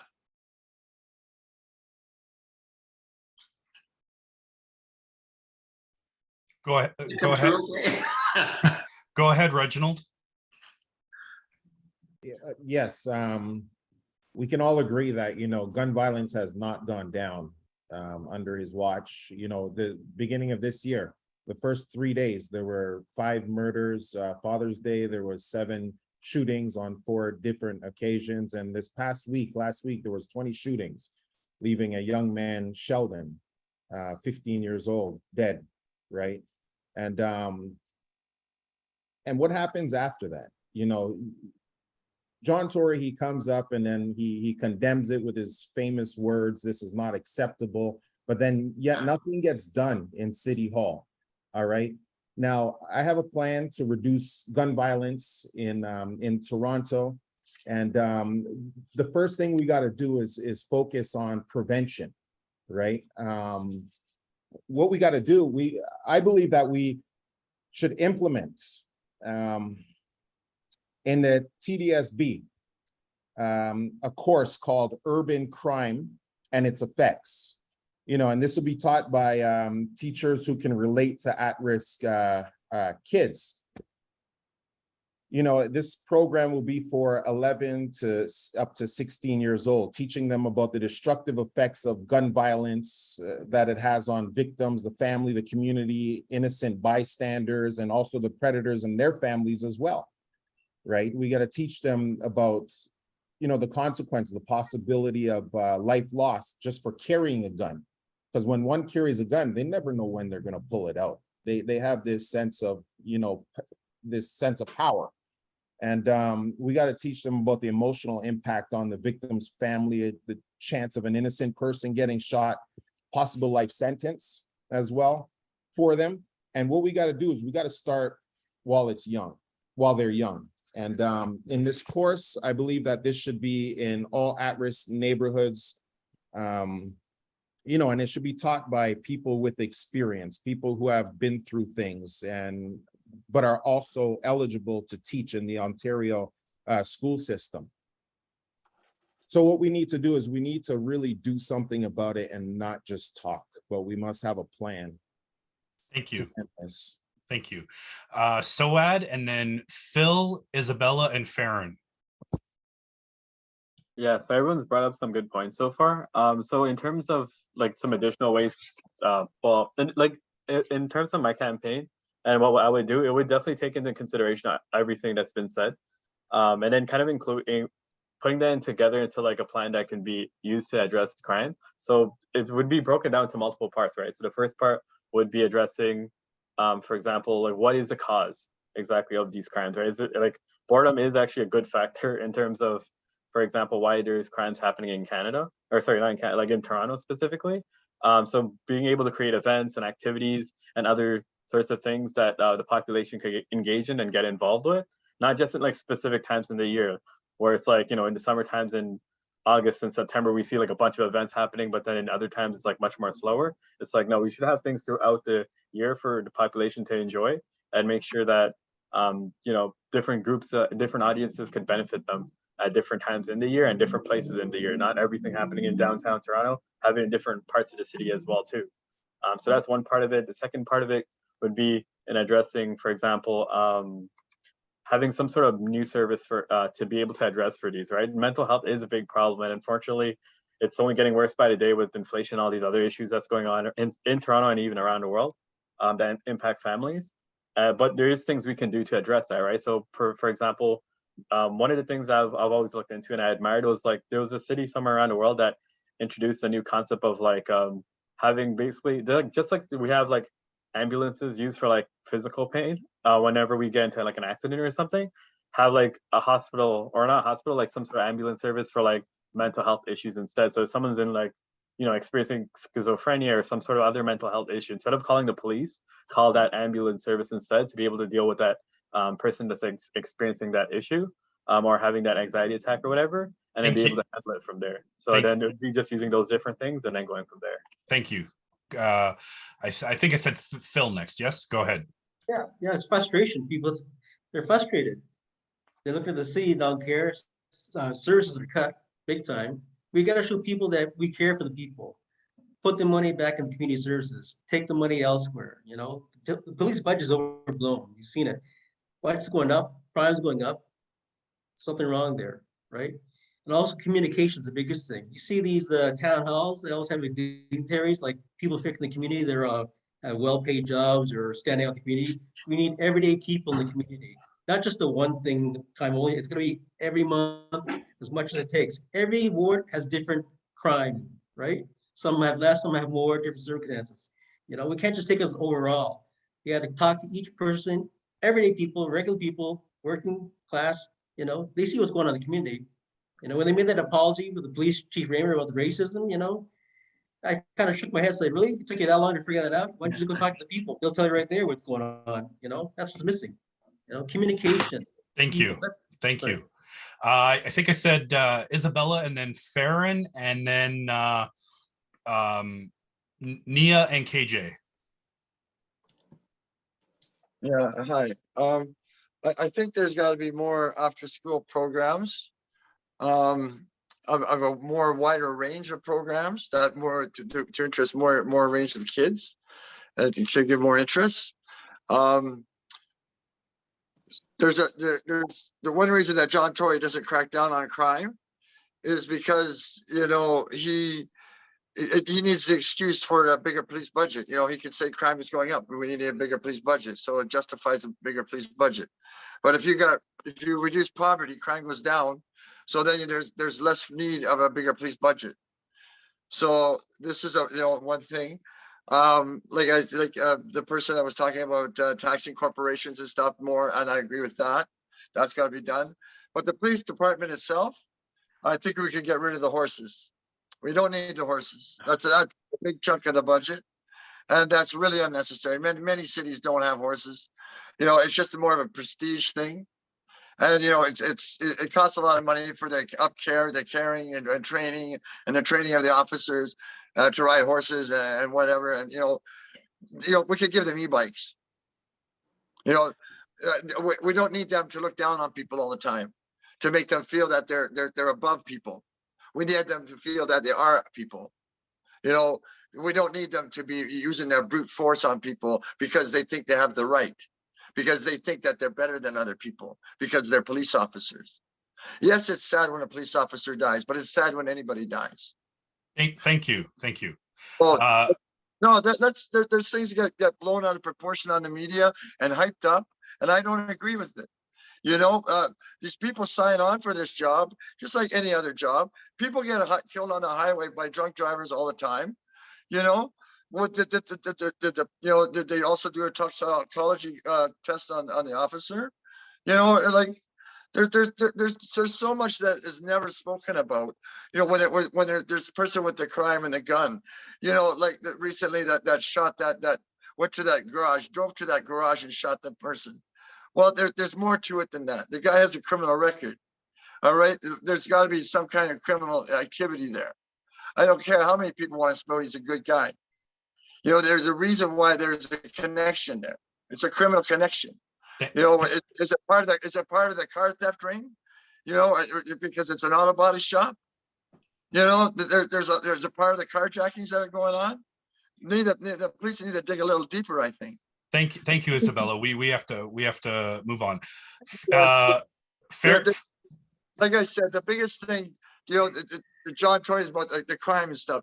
And you know what? People talk about trauma. I posted an article about this. It's the trauma. It's not the injury itself. The trauma is the effect of the injury. And many of these people have the trauma is abandonment. Isabella, it's time for someone else to talk. Thank you. You know, there's ways to solve the problems. Let someone else get a shot. Thank you. Sorry, Ferin, it's your turn. Go ahead. You're on mute, Ferin. You're on mute. So as per the census, Toronto rates 8th in terms of personal safety. So that means that there are 7 different cities which are more safer than Toronto. Our aim should be to make Toronto safe. With the budget of 1,100 million given to the police, I believe it's a time that we should increase police stations in different parts of the cities so that people defer to do crimes. I do agree with all of you that mental health, boredom, as well as like joblessness plays very integral role where people think that there are loopholes where they can sneak in, where they can kill people to get their job done, where they think that, oh, I'm getting this opportunity to steal someone's stuff out of the like a package from someone's door. Like, why shouldn't I do it? Like, it's an opportunity. We should be increasing the budget so that the police patrolling increases and people, they get their chance to experience their opinions to the police, to the mayor, to the councillors. People should come forward saying, hey, this is what happened to me yesterday. Racism happened or somebody said something really bad. They should be given opportunity to say that this person has been doing this, because some people are afraid. They are really afraid to go to the police station and say, this is what is happening to me. This person is harassing me, or this person is like, this person's mental health is not good. So we should be addressing that. We should be increasing the rehab centers. We should be increasing the 911 call centers. We should be shortening the timing of taking the calls for the 911 operators, so that people, they are able, like police, they help people in a very efficient manner and more easier manner. So this should be done in order to address the issues of the crimes that are taking place around the city. And my heart really goes out to the shooting that happened right in my neighborhood of Thorncliffe. Like, I was right there before 5 minutes of when it happened, and people were so scared. I saw it for myself that people, they just shrunk, they just ran. They are like, now what should be done? Our children shouldn't be living in that fear of being ducked in whenever this happens in their schools. Schools should be safe haven for children, and they Thank, should. Yeah. thank you. Knia, go ahead. Thank you. Ebony, I believe your question was related to urban planning and crime. And I thank you for that question, because I can remember the first time I ever walked in Regent Park. I never grew up in Ontario housing myself, but when I walked in through Regent Park, it was like a maze. All I thought to myself was, if I grew up as a child here and through all the poverty and having to run through this maze, I don't think how I would have made it out without being part of something that is not productive to society and safety. It is like a cage. It is like a maze. And they design these areas through urban planning, especially low income areas, in this way. Unfortunately, it seems on purpose to keep people within those boundaries, without green space, without proper ventilation, without many windows, and without good scenery. And we all know environment plays a huge impact on your mental state. And if you're already low income, facing challenges in your home, and then you're put in a destitute environment, you are most likely not going to have good outcomes. So I think that's a very important thing. I would especially look at making sure the surface exterior of these buildings are fixed up, and the interior hallways and carpeting are done, so when people come home, they feel like it's something to value and they feel proud of it. One other thing that we really have to look at, the murders this year, homicides are 47 versus 60 last year. So we actually have a 20% decrease. But because of the way media portrays and reports things, we have this feeling like violence is out of control. Now, any type of violence is out of control. And that's why in 2018, when I ran for mayor, I put a 10-point plan to reduce violence. And a few of these short things I'll just say is I wanted to make sure all school suspensions and expulsions were frozen, because when kids are out of school, they end up getting into mischievous activities, especially if they connect with other friends who are suspended. Second is to ensure that there's conflict resolution support, because a lot of the young people nowadays who get into violence and end up shooting each other, it's because they have a disagreement or a misunderstanding and they never talk it out or understand where each other's coming from. Third would be to identify the causes of violence properly. We hear so much guns and gangs on the media and the news, when it's really individual young people who are falling victim to a lifestyle that they shouldn't participate in, rather than organized crime as it's portrayed. And finally, I'll just mention the neighborhood exchange. I think people in affluent neighborhoods of our city with opportunity and better environments should actually do exchange programs where they can see how the other side lives and the other side can see how they live and see what they're missing and strive to better. But I strongly believe that environment plays such a critical role in how crime plays out in our city. Thank you so much. KJ, go ahead. Yeah, for me, I have to say, I grew up in that kind of household. My brothers were in and out of juvie. No, they weren't bad people. We just, my parents were refugees to this country, moved into the 70s, and my brothers being brown in a predominantly Caucasian neighborhood, we were profiled. I got out of it. Okay, I got out of it. How did I get out of it? I got out of it through Scarborough Education Board, forget Toronto's TDSB. How did I get out of it through Scarborough Education Board? I got out of it because of band class. I got out of it because of choir. I got out of it from all the extracurricular activities that I was participating in. I had a place to go before and after school. Right now, I have to pay a Toronto daycare subsidy right now for my children to go to a before and after school program, which used to be free. You want to talk about having things fixed for our kids, and there's a rising increase in crime. Well, let's put back the things that were the things that kids used to have. They used to play basketball on teams. They used to do all of these things in school. They used to keep them off of the street, I used to be a safety patroller. We used to have, forget the course that you're talking about, whoever said that. We used to have police officers go into schools, OPP, and do proper, seminars and training. You want proper rape prevention in the school, then we need in the city, then we need proper sex education in the schools, and we need to be a little bit more open about what's going on in the school, in the city, as well as there should be no unregistered weapons in the city. I'm going to go, and I know this sounds a little cheesy and cliche, but I'm going to go door to door if I have to, but I'm going to get every single gun off of this street. I was at the Raptors parade as a single mother and could have been shot. The same week, my kid's school went on a black lockdown emergency because some idiot fired a weapon a block from them, and it went into full-on lockdown emergency, where I think that the principal of that school already is inept.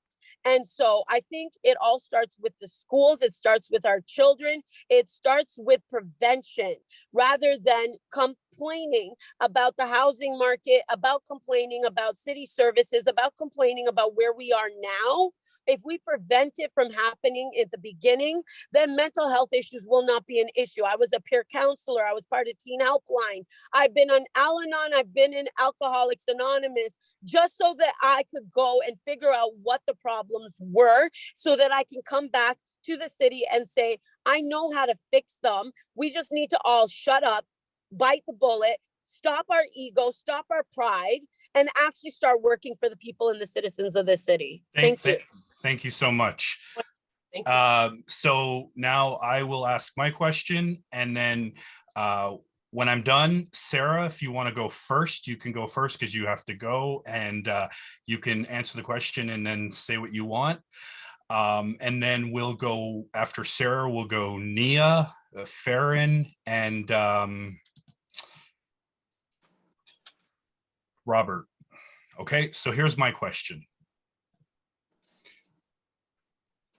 All right, so one of your mayoral candidate opponents, Blake Acton, a former Toronto police officer, wants to reinstitute carding. So how do you respond to this, and why? Go ahead, Sarah. Well, I guess I would first, as mayor, want to talk to the police about it. What I've heard from Knia Singh and what I've heard from a lot of other people is that carding is not effective in reducing crime.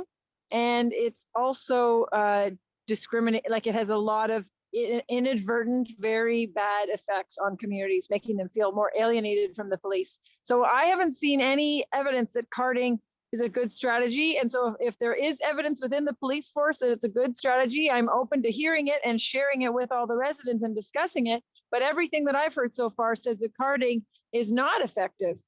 So I don't, and what does it even really mean? As it's been used, it doesn't seem to me to be the right way forward.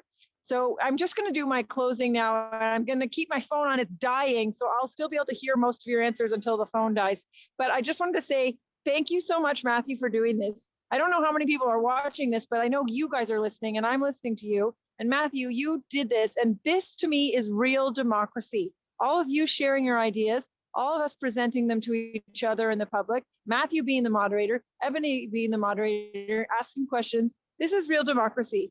What's out there in the rest of this vote, in the rest of this city, to me is not actually real democracy. And if John Tory gets elected again, I think we can look at the number of voters who didn't vote and compared to the number of voters who actually vote for Tory. We can see this is not a democracy. Our residents are not being heard. So I don't know what's going on out there. I don't know how the media is choosing it, the corporate influence. There's a lot going on that is not working well for Toronto. But what I see here and in all of you is true democracy. And it's really exciting to me. And no matter what happens with this mayoral race, there's something here valuable that each of us are doing, and I'm really excited for us to all keep going. So thank you so much for having me and for letting me be a part of this. Thank you, Sarah. And I just want to say that if you get into a situation where you can charge your phone and you want to jump back in, just let me know, and you are welcomed. You are always welcomed. Thank you, Matthew. Good night, everybody. I'll have my camera on until it's dead. Bye for Good now, night, or Sarah. my listening. Bye. Thank you, Sarah. Thanks. Bye. So Matthew, to answer your question, this is my wheelhouse. This is karting is something I experienced throughout most of my life in the city of Toronto, unfortunately. But if Blake Acton wants to reinstitute karting, he basically wants to act illegally. He wants the police force to act against the Charter of Rights, against Supreme Court case law, and against basic human decency. Karting has never solved a crime. There is nothing to state that it has. And if it was an effective tool, I'm sure that there would be evidence to support it. I can tell you what it is racial profiling. What it is prejudicing and generalizing people based on where they live, what they look like, and how they're dressed. And if this person thinks that just stopping innocent people for no reason, violating their rights by searching them and demanding information from them, is the way that a free and democratic society operates, then Mr. Acton is completely wrong. Section 9 and Section 8 of our charter means anyone is free from arbitrary detention and free from unreasonable search and seizure. And all that karting did in the past was perpetuate those violations. To be in particular, 2005 was the summer of the gun. Karting was in full effect. There was rampant police stopping young Black males in particular, and Indigenous people for no reason, specifically in low-income housing. That never stopped the tide of gun violence. What stops gun violence is opportunity. What stops gun violence is taking the desire to kill out of someone's heart. So if Mr. Acton really wants to reduce violence rather than oppress people, then he would come up with other solutions. If the idea is to make the court system, the jail system, and the whole criminal justice system flourish, then karting is the way to do it, because what you're doing is just putting innocent people potentially in very life-threatening situations or behind bars. So Mr. Acton is completely wrong, and any other politician or media personnel who thinks karting is productive borderlines on racist and is upholding something that happened in South Africa, which is a passbook system where people have to identify themselves just on the whims of some prejudice. So it's completely wrong. And that's how I would respond if I was ever met with that question straight from Mr. Acton. Thank you so much. Great answer. Thank you. Thank you. Who did I say was next? I think it was, I think I said Robert and then, oh, sorry, was it Ferin and then Robert and then I said, we'll just go with Ferin and Robert and I'll figure it out from there. Go ahead. Yeah. So I do agree with Knia that racial profiling, it's not the correct way to go. And karting would just increase and give a fire or a fan to more crimes in the city, because people will feel more profiled, people will be feeling judged. And I think that will be not a good way to go. And I will have to read more about karting and about Blake Acton, but Blake Acton is not doing a good job by doing karting, or by or like if he gets elected. I know that that's not gonna happen, but if he gets elected, like karting shouldn't come into play. Thank you. Yeah, I think he knows it too, but I also think he's distinguishing himself from all of us, and he's thinking he'll appeal to some 10 or 20% of the population who doesn't understand the issue well and thinks we need more police action to prevent violence. So I see it as a cynical, populist kind of policy gambit. And it's the reality. I mean, these things do work for people in politics, but I agree. I thought people have spoken very well about how it's just a useless policy. I would never support it myself. Thank you so much. Let's hear from Chloe, Reginald, Phil, and KJ. Echoing the same remarks, there are more intelligent ways to do policing, as I mentioned, in terms of detasking the police of non-emergency calls. There's investments in young people, restorative justice programs. There's so many opportunities to engage young people outside of policing them. And I think that's the approach of a government that is more used to telling kids to get off their lawn than engaging them in a game of street hockey. And this is where it becomes important for us as leaders to change the way that former governments have used the police as their private security force instead of peacekeepers. So I wouldn't support carding at all. I would support a different approach to youth and police engagement, because it's a very tenuous relationship that has been created that way because of politics. Thank you so much. Go ahead, Reginald. Well, 100% against carding. Growing up, downtown, I grew up in Regent Park, by the way. And even as a teenager, I've been carded, I've been searched, I've been handcuffed, put in the back of a police car and then released. So I'd have to agree with Knia and his point of view on this. One thing I don't agree with Knia about is having uniformed police officers or anybody in uniform in the schools. That's creating a military state. That's creating a military city.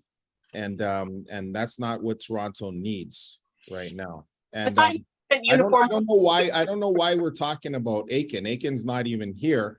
We could just talk about carding without bringing up his name. We're just giving a free platform. So we can express our views without bringing anybody's names up who have refused to be here or can't be here. But anyways, those are my views, and let's move forward. Sorry, I just have to correct the record. I've never supported police officers in school, so I'm not sure who told you that. Well, earlier you said uniforms and students, clothing. Oh, uniform. My apologies. I thought you were referring to uniform officers to be in the there school. and put them in the correct mindset to learn and be organized. Caribbean. Yes. Wow. Okay. No. Okay. Let's continue. I believe I said Phil's next. Go ahead. Hey, I was carded back in the 80s by 2 police officers. I was in the reserves before my reg force, coming back from Fort York Armories back in the evening. My buddy's Caucasian, Steve Carlton, white, me dark. We got pulled over at McDonald's by 2 cops, carded me, not him, right? And then I asked the cop, "Why did you card me?" He says, "Look at you. They let anybody in the forces." I can't figure out why I've seen this guy before. So familiar. This is like years now, right? And then I called my buddy Steve, and he said something. Do you remember what his partner said? He said, "Let's get it moving, sunshine boy." The guy at carding was Blake Acton. He's a racist, pure and simple. After all these years, come full circle. Thank you. I believe I said KJ next, and then Soaad, and we'll finish it up with Isabella. Yeah, like I said, my brothers were in and out of juvie growing up. They were carded. I don't think that it is the way to do policing. I think there are better ways. Carding right now, especially given, Toronto is the last stop to the Underground Railroad at one point. And I go back to Mark Saunders and his last words as police chief, as the first African-American. He said in his closing remarks when he resigned that we are a city and the police need to be guardians, not warriors. And I think those words need to ring true in this city, that we need more guardians. We need to bring back the community. We need to bring back police officers getting laid at Pride is what I think that needs to happen. And I think we need to put more of a love and a friend environment to the police in this city, rather than continue to see them as military, as seeing them as someone with guns. I want to see them with water bottles, and I want to see them with freezies in summer, handing them out to kids. I want to see when I have a power outage on my car, that rather than say you have to call CAA or get a tow truck, I want them to have those Motormaster batteries in their cars so that they can actually help someone and bring back the mentality that police are community providers, that they are guardians of this city. They are not police. They are not patrollers. They are not military. They are not out there to get you. They are there to help you. Thank you. Soaad, go ahead, and then Isabella. Yeah, so I'll keep this one nice and short. So there's a lot of evidence, like research and other papers out there, even on the news and stuff, that like have pointed towards the idea of carding and basically supporting the there's supporting evidence saying that carding doesn't work, and the only people that end up like it doesn't really benefit anyone at all, and instead it does the opposite, which basically hurts people from Black, Indigenous, and people of color and other communities alike. And as a result of that, it just doesn't make any sense to implement carding. It would just make the situation worse. So if that carding was proposed to me, then I would reject that proposal for carding, and also provide evidence from research papers and other literature, so that way they have an understanding of why the carding is getting rejected. Thank you. Isabella, go ahead. Yeah, a couple of things I wanted to touch before I talk about carding is that I think the province and the federal government should be creating a better a task force, not temporary, but a task force to keep it in place to stop guns and drugs at the border before they reach the cities, because once they're in the cities, it's harder to track them down. They never talk about drug use in condos. They just want to talk about drug use on the streets, but they don't want to talk about drug use in condos and how people, if they get addiction, how they can lose their condo, they can lose their family, they can lose their job, and they can end up being homeless. We've had people that are at our protests talk about this, that they own condos and they ended up on the street. These people talk about legalizing drugs and whatnot, but these drugs are new drugs. These new drugs are not the drugs of the 70s and the 80s, where people could experiment and get away with it. Now you do one or two times and you're addicted, and that's no good. So the drugs got to be stopped at the border. There's not been enough done to stop the drugs, over the last few years. You know what? I had a neighbor. I complained to Crime Stoppers 3 times about my neighbor dealing hard drugs when I lived at 200 Wellesley. Nothing was done about it. Nothing was done about it. There's these random assaults happening on our streets. People going and punching old ladies and whatnot, just for something to do. Well, these violent video games that kids are playing have something to do with it. They have games where that's what they do on those games. So then they have a few drinks or get emboldened and, I'm going to try what I did in the game. You know what I mean? That's not a good thing. Carding. When I was younger, I'm a tall person. I used to hitchhike a lot, and I used to walk around. I had long dark hair. I had a good tan. A lot of officers always thought I was Indigenous, and they'd pull me over, and they'd be really insulting to me. And then all of a sudden, when they found out my last name was German, their attitude would change. I would see it in their face. It was like flipping a switch. So yeah, carding is no good. I experienced it before it was even called carding. I'm 62. So I think that that's not a good thing. As far as officers in school, I think there should probably be some undercover officers, some young ones that are trying to figure out what's going on and solve the drug problem. So that I fought with drugs my whole life.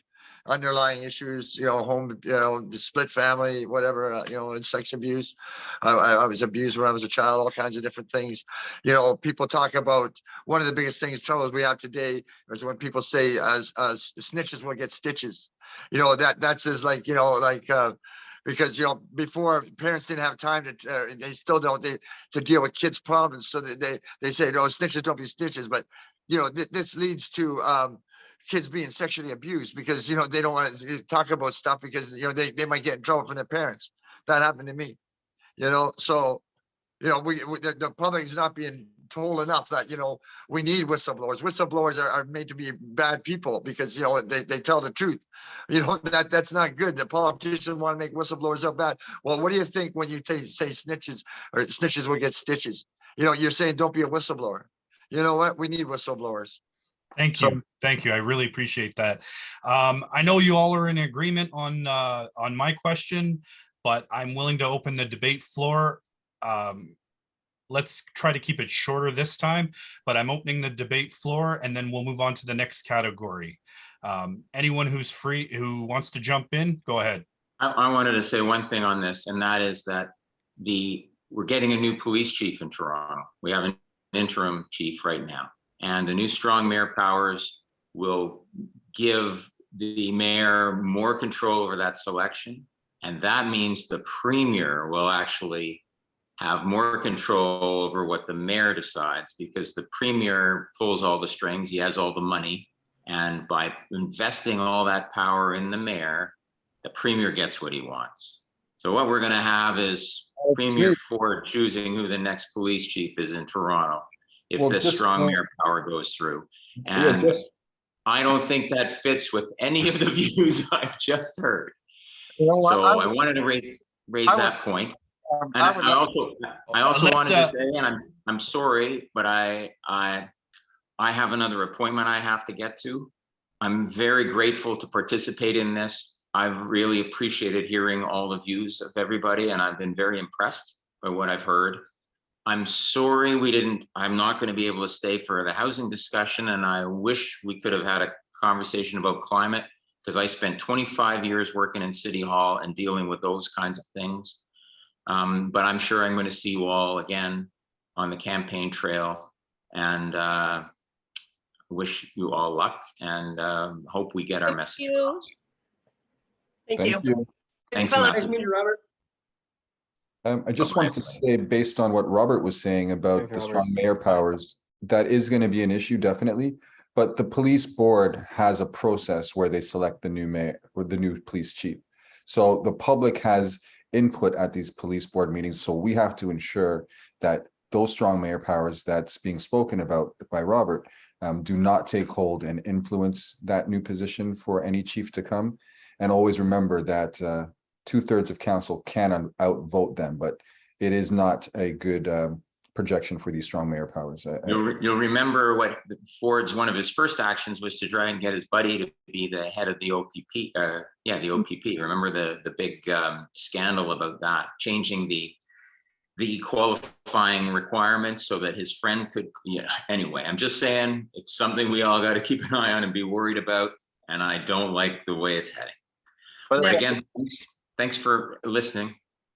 Bye-bye. Bye-bye. If I become mayor, the police will be the whole attitude will change. I always ask the police when I see them, how have you served and protected the homeless? They haven't. So, they're citizens just as much as any other citizen.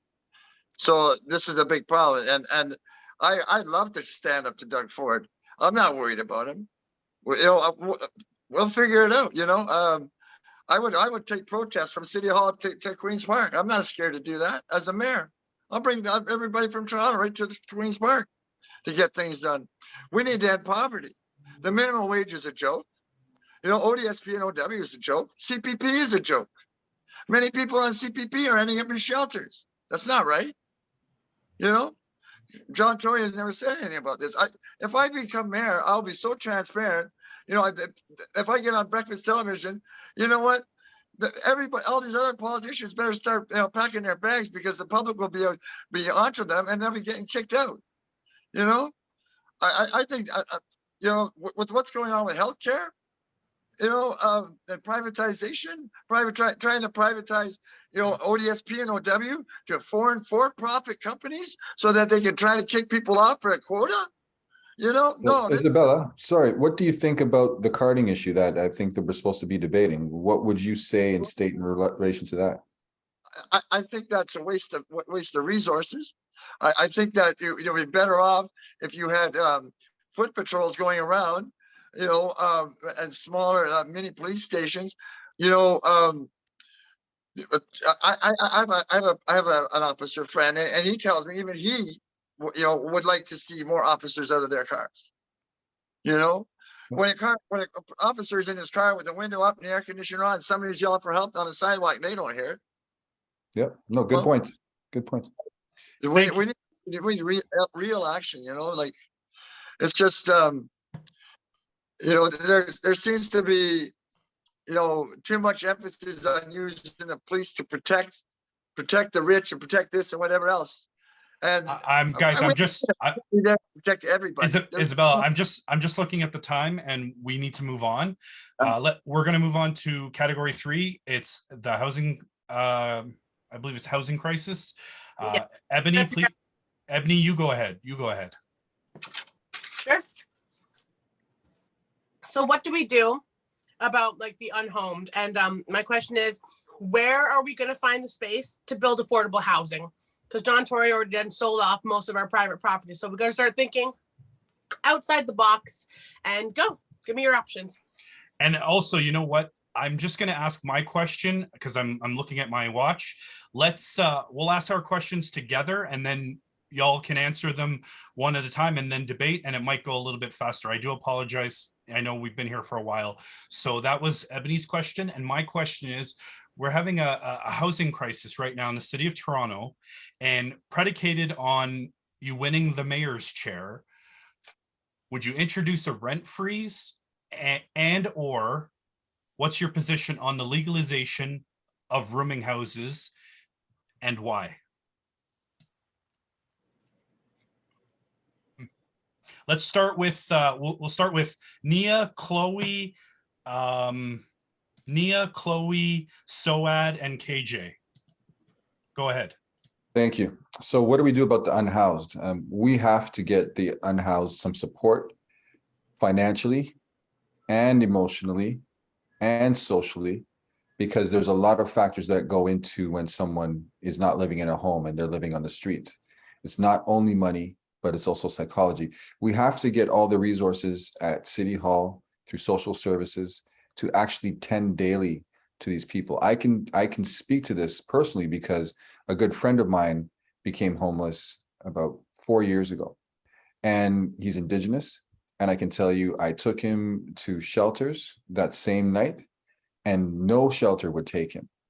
And I ended up taking him to my own home. And I found it very interesting that in a city that speaks about Indigenous rights and supporting Indigenous people and supporting the population, that I could not find one single bed for this man. It took almost 4 years to get him an apartment of his own.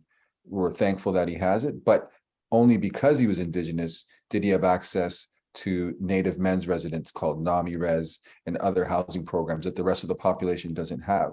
So what's extremely important is that the resources that we pour into and the money that we spend at City Hall, a lot of it has to go into ensuring these people have the actual daily supports they have. I can tell you personally, it's taken years to manage his money as a trustee for his ODSP check, to ensure daily that he has groceries and enough food to eat.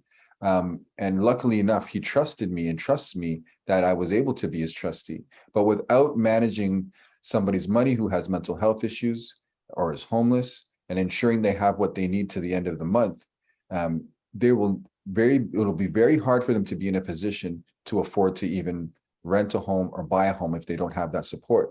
So all of these ODSP workers and Ontario Works workers that we have that just, it seems like they answer the phone and do administrative work. There has to be another side to this work, which is more personal, which actually speaks to the barriers for them having a place to stay. So that's strong on my radar.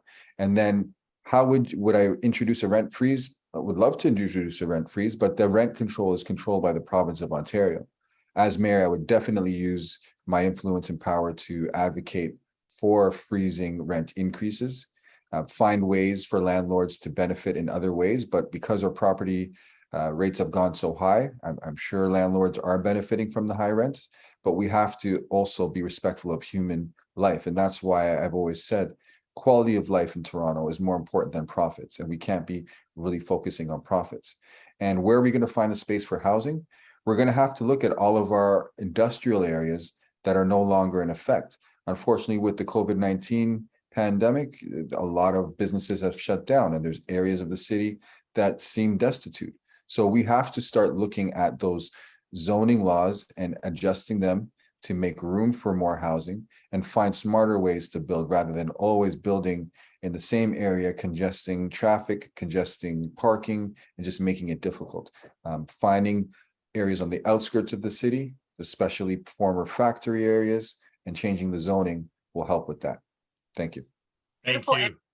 Unfortunately, and you did bring up Nami Res, that agency closed along with Tumavut. And then, of course, the shelter on George Street downtown. And I haven't seen Toronto make many moves to replace that 300 plus beds that have been missing now. But thank you very much for your point on Indigenous issues. Thank you. Chloe, go ahead. You're on mute. Chloe muted. So just to challenge what Ebony said, there is room for housing. It's just they're being stopped by the design review panel. And what that means is that there are residents among us going to the Ontario Municipal Board, paying that $400 legal fee to issue a challenge to housing developments.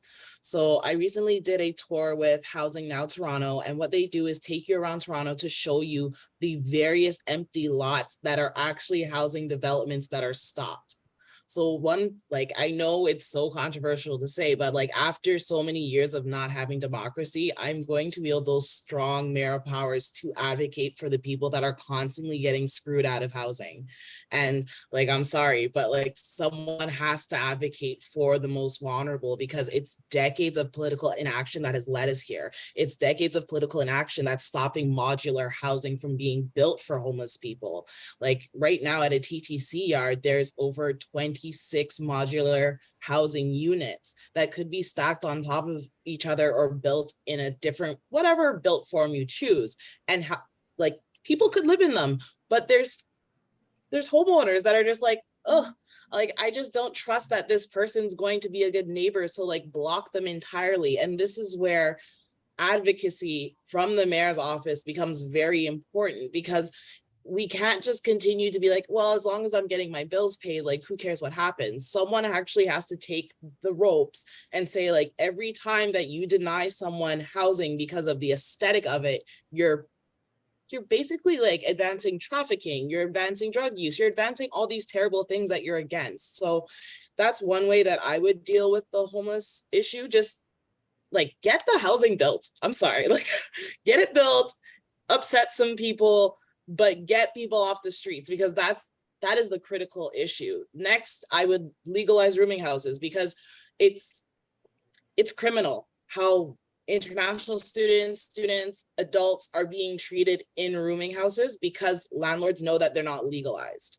Furthermore, to help landlords, legalizing rooming houses would help them fight against the people that pose as tenants that then in turn rent out their house to other people. So we need a registry system to actually have rentals, because the one reason why renters are getting screwed is because there's no actual place to rally them. There's no place to count them. There's no place to actually serve them. So we need to replace rent safe TO with a rent smart system.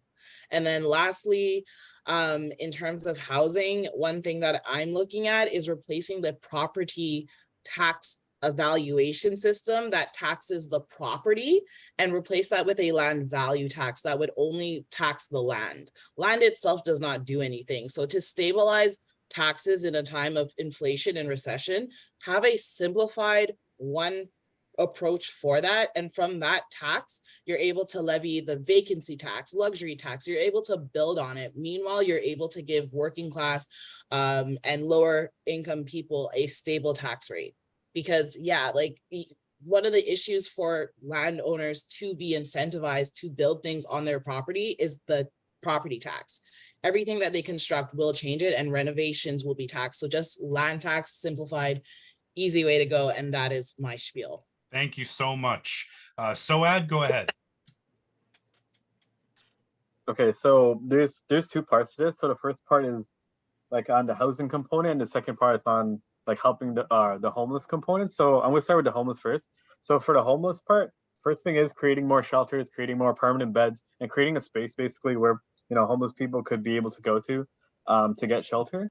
So that's gonna be one part of it. And then in addition to that, the other part is to basically help them get off the streets. But what do I mean from that? I mean like create programs so that way they can get their life back on track, long story short. So this is like helping them, like, you know, get some formal education to help them be able to understand what they need, connect them with employers so they can easily get a job and then go from there. The second part in regards to housing, this is actually one part I do agree with Chloe on. In fact, too, like, it's very simple. You can go canvassing right now in different areas of Toronto and you can see it for yourself. There's a lot of empty land out there that's not being used in different parts of Toronto that can easily be used. Of course, there is definitely going to be like probably some paperwork or some other things that need to get dealt with for as well too in trying to address that. So the goal is to address all of those as well. Utilize those external lands, create new housing policies so that way different types of homes could be created and create more affordable homes, such as like apartments, like, you know, what we used to create back in the days in the 1900s, and not just like a bunch of fancy condos that are worth millions of dollars that no one could afford. So creating those kinds of affordable houses so that way, you know, once the homeless people are able to get back on track again, they can slowly transition into like moving into those apartments, and then eventually, once they're stable enough, move into a condo or house. Great. I like Thank that you answer. so much. It's so KJ, you're up, and then Isabella, Phil, and then we'll Phil, then Reginald, and then Ferin. We'll finish that up. Okay, so to get into the homeless and the housing, for me, it has to do with one, stopping all of the approvals for Rob Ford and his real estate buddies that got him elected, and from getting all of these zonings approved in the first place, because they're the ones that are building these condos. They've gotten rid of my entertainment district. I have no place to go clubbing. I have no place to unwind. But we also have to get the homeless into jobs. If you want them, it has nothing to do with shelters. You can have as many shelters as you want for the homeless, but unless you're actually going to solve the problem by getting them into a job that they are suited for, to make the money so that they can actually provide for their own selves, rather than relying so heavily on city services, is the best way to do it. There's temporary solutions. There are housing bureaus out there. There are different ways, but it's also talking to the different apartments. I've lived in an apartment building, several of them, and some of them are slumlords almost. And so it's working with the property managers to make sure that they're up to spec, and so that none of the people that live in apartments in the city feel like they're living in a slum. In terms of the homeless, again, I said, we got to get them in jobs. We got to get them out. I know certain people who've been in similar situations that have been looking for shelters and can't get beds. I know people who've been trying to get Ontario Works housing and can't do that. There are so many problems. I've been in it myself, so no one needs to tell me what the problems are. I felt them myself. And I think one of the other major priorities is that city workers need to learn how to talk to people. Okay, I went undercover, to be honest, into some of these places and acted like I was one of the people who needed these services. And the way that I was treated just for the color of my skin and for some of the things that was coming out of my mouth, I have to say it is atrocious, that the way that they treat people, and there is a human factor in amongst all of it. Thank you so much. I think I said, did I say? Ebony? Phil, go ahead. Oh, okay. I had a suggestion a couple months back. In my building, there's 9 empty apartments sitting there for 8 months, right? So I talked to the landlords. I took a survey in 3 wards where I am. There's 1,200 apartments sitting empty for 6 to 8 months. So I talked to the owners. Like in my building, we have about 13 apartments for people with mental disabilities. The government pays for that. That's great. They have caseworkers and all that. So I have a suggestion is that get these apartments rented out with the government, work with people, get the people off streets, put them in there temporary, not permanent, it's temporary. But also another thing is there's 200 houses right now in the GTA that are empty, sitting empty. Condos take a while. They take about 5-6 years. I've talked to construction workers. They got one in Richmond Hill right now going on for about 3 years, take another 2 years. But I talked to them, I said, point blank, how many low-level apartments can you build? 4 to 5 level or 6 level? How many can you build in 5 years compared to a condo? He said hundreds, literally. This is from contract workers, case workers, right? So that's the suggestion. Rent these apartments out, they're empty, put the people in there, buy some houses, you know.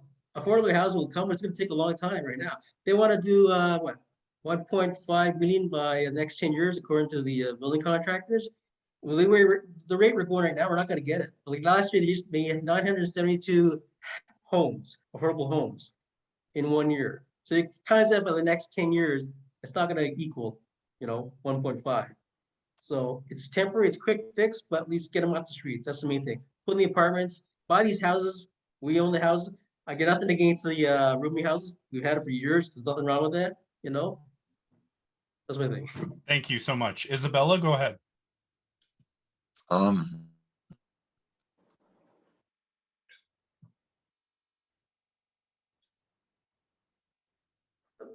think she's frozen. Buildings, factories be turned into housing or redeveloped into apartment buildings. The city could buy buildings and things that are run down from the owners, and maybe expropriate by with the owners, convincing, that if their property is sitting vacant, for many years, it should be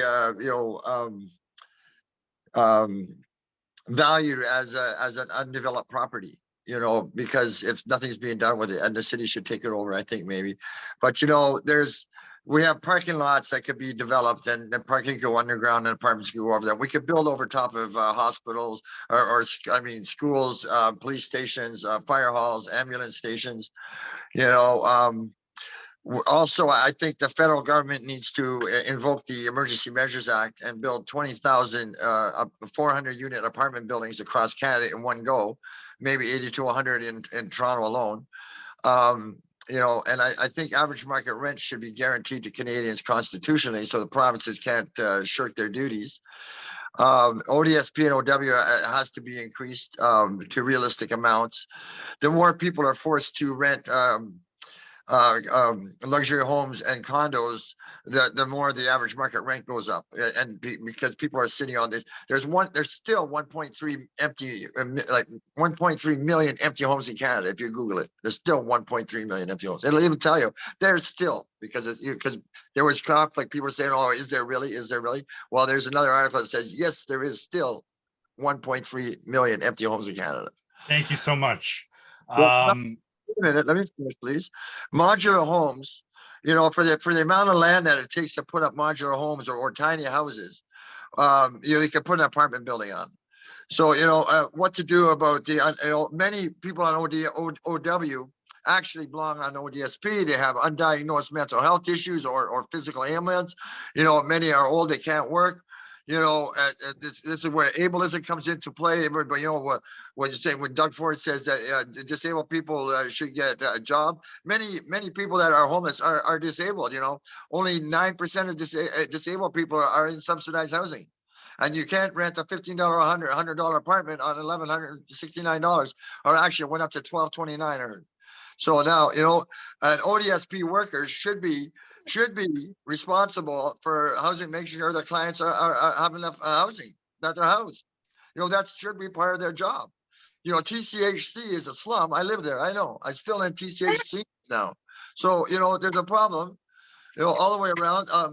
One of the biggest problems that security guards tell me is that noise complaints. It's not just happening in the older buildings, it's happening in the newer buildings. I think that the building code should be changed so that buildings are soundproof between floors and on the exterior walls, not between the hallway, in case somebody needs to yell for help, they need to be heard. But most times when you're disturbed in an apartment building, it's from above or below, and it comes, a lot of times it travels down the outside wall. So, these things should be soundproofed. Even in the retro buildings, in the old buildings, when families are forced to live in shoddy buildings and not getting sleep and getting sleep deprived, their families don't get a good education. And they don't get good jobs because they didn't get a good education.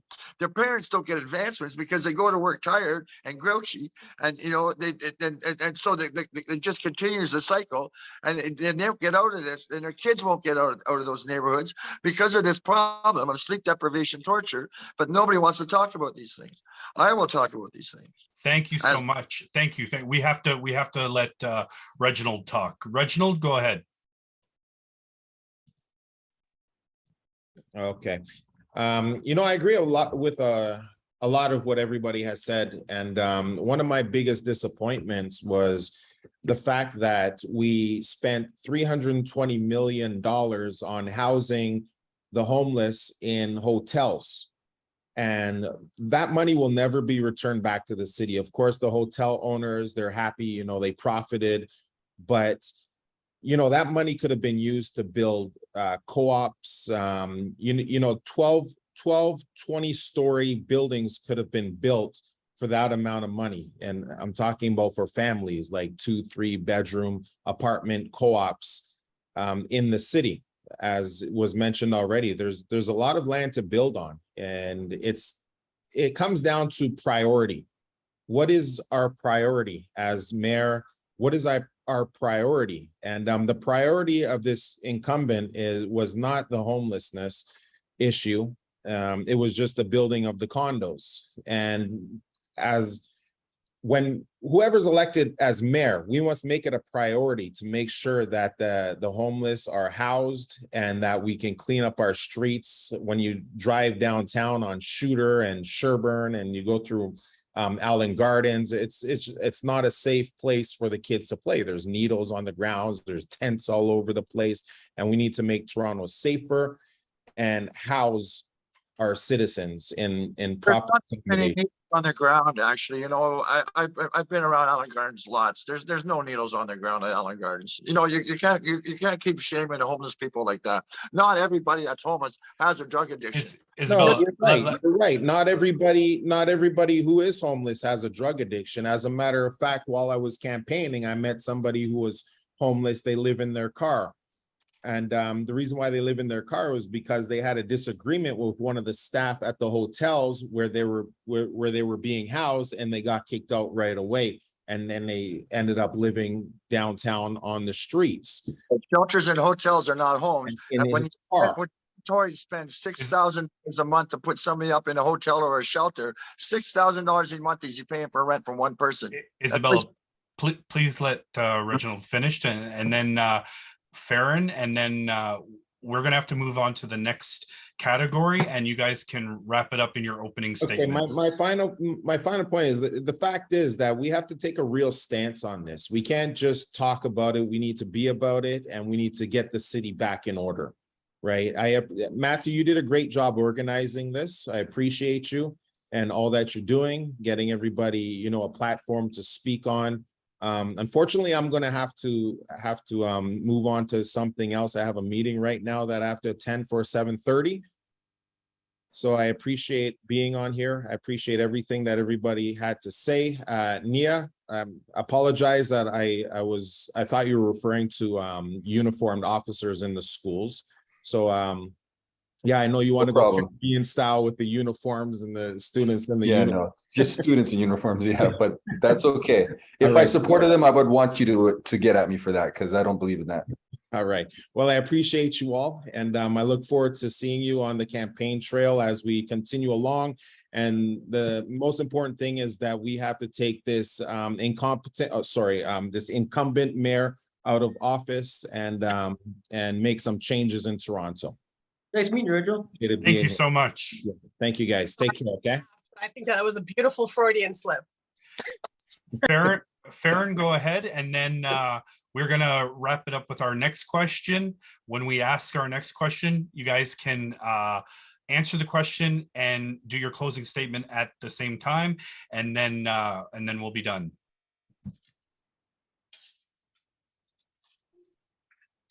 You're muted, Ferin.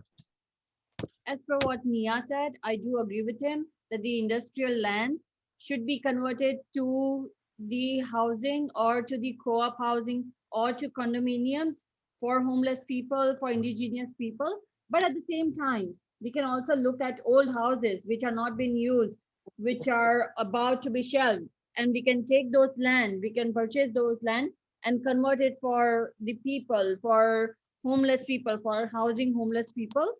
The second point was to put a rent cap on the housing for people. Rent cap, I believe it is a very good idea to implement. What will rent cap do? It will give a signal to the illegal business owners or to the illegal business entrepreneurs that they shouldn't be taking advantage of people. They shouldn't be increasing rent as and when they wish. When I first came to Canada, rent was only $800. And right now, if you go out and about in downtown Toronto, the rent is $3,500. What I read last, like day before yesterday, was that the highest rent in the city of Toronto is $7,500. So rent cap is definitely needed for our city in order to make it more affordable and more livable for people, so that people are encouraged, newcomers are encouraged. The students who come over here who don't get a job, they are struggling, like they can benefit from it. They like 4 to 5 students I've seen, they live in the same house, in the same condo, or I have even seen 13 people living in the same condo, like a small condo of 670 square feet, where you cannot even move. Like those situations won't arise if they put a rent cap on, or if we sign up a petition to put a rent cap on the housing crisis. Thank you so much. And now we're going to move ahead to our fourth category. Ebony, you can ask your question, I'll ask mine. And then when you guys answer the question, it'll be answering the question and your closing statement, and then we'll be done here. Ebony, go ahead. Well, my question was concerning the budget, and I feel you guys can kind of pick up from where we hit on crime, because a bunch of you had the same kind of idea. But what should we do about possibly defunding the police? There was some argument about defunding the police and funneling that extra money into the housing initiative. And it was turned down, obviously, but I want to see how you feel about that. And if you were to become mayor, what you might do about moving things around in the budget. What do you think? And my question is also on the budget. How will you fix the budget for this city? Please cite 2 examples of what you would do. So answer those questions, and also your closing statement. And let's see who wins the pony. Phil, go first. You get the honor of going first, eh? Okay. Budget-wise, well, they talked about in the defunding the police. I want to defund the personnel, but I take some money of that police budget and put it back in social services. If people see that we're doing this, as whoever the mayor is going to be, they say, look, he's taking responsibility, take it out of the budget of the police, you know, put it back in the community, right? And your Matthew's question about, what was your question again? How would you fix the budget? Cite 2 examples. First of all, I got people ready to go in there and freeze everything. I want to know where the money's going in and where it's coming out, right? Find out where the money's gone the last 8 years. Example, when Tory came in office, Ottawa gave him $10 million, 2 baskets of $10 million to go to the homeless. Where did it go? Didn't go to the homeless. I want to know where that money went, right? Freeze the budget, you know, where it's not necessary. Things are like perks. We're talking about perks and all these expenses and all that, you know. Take some of the money away. There's no reasons for all these useless things that are going on. Like even the TTC, you want to make it free, right? Was 2 years ago they had a $60 million of lost revenue because of people hopping the turnstile out. You know, the question is why did it come? Oh, sorry. I was saying the whole Presto system lost them about 13 million, was it? Or was it 60 billion? million? 60 million. Oh. Yeah, so my question is, why did it take them 60 million to, why did they get up to 60 million to figure that out? You know, they have the, you know, going on the subway, or sorry, streetcar, both exits and all that, but they, $60 million, right? You know, why not stop at 30, figure something out? You know, when I saw it, I said like, really, $60 million? So now our rates are gonna go up, right? Services are gonna go down, as you can see what's going on right now. You know, so the budget is useless money spent on TTC, $60 million gone. The hotels, one of the candidates said, the hotels, they wasted that money, $21 million, just on one hotel. Yeah, they're getting their perks. Why are they getting hotel money? You know, this is all useless money spent elsewhere. You know why? It's because they're comfortable in their position. They go back home, their nice comfy houses. It's their version is, okay, we'll fix you when we have our time, our schedule, right? You know, we're living good. We'll help you when we can. They just talked about, we got now allocated housing for the next We're done for the year. Really? You're done for the year? So here's a change. Instead of you being comfortable with what you're going to do to people, put somebody in that live, you know, you live with silver spoons, we live with KFC, Kentucky Fried Chicken spoons, knives and forks, right? We know where the buck is. A man that spends $10 million like candy, for us, $10 is life, right? $20 is retirement, basically, you know? So put people there, understand where they're coming from, where the buck stops, and what it means to earn. I lived on $13,000 a year for 5 years in landscaping, right? They ask you, how do you survive? So you know what, you manage. That kind of attitude you need in City Hall, not the one where he says, look, if we're going to help when we can, we're going to do what we can, you know, on our time. Excuse me, your time is my survival, right? What you decide, I could die. What Thank you. Thank you. No, it's okay. I just wanted to say thank you for coming. And now this is your time. You got 2 minutes. You can do your closing statement and ultimately, I guess, let the voters know why they should vote for you. Oh, okay. Vote for me because I get the job done. I'm not a photo ops guy, because I told you, Matthew. You know, all the photo ops, I get stuff done. You know, I work for Ottawa. I work for all levels of government. I've got their guarantee. If I get stuff done, I get 20% reduction on rent. That's a guarantee. Where Tory's fighting for getting stuff done with all levels, he's also still fighting to get their approval. I already got it. And also, I'm just right now in awe of all these candidates. You know, if you can't, I talked to Sarah earlier about, you know, whoever gets in, you know, all these ideas that all these people have are amazing ideas. You take their ideas, put it in City Hall. For me, like if you like my ideas, take it to City Hall where it gets elected. You know what? I'd be happy, put it in there. Forget the ego out the door. It's not my idea, it's our idea. Put it in there, get it done. Like Chloe's got ideas, everybody's got great ideas. So all the ideas, where it gets elected, take these ideas, put it in there, get the changes done. That's the way I view it. Thank you so much for coming on for this debate. Thank you for having me. It's great. And you're welcome to hang around and hear what anyone else has to say, okay? Great. Yeah, I'd be honored. Knia, why don't you go ahead and answer the questions and then you can transition into your closing. And I'd love to hear what you have to say. Absolutely, thank you.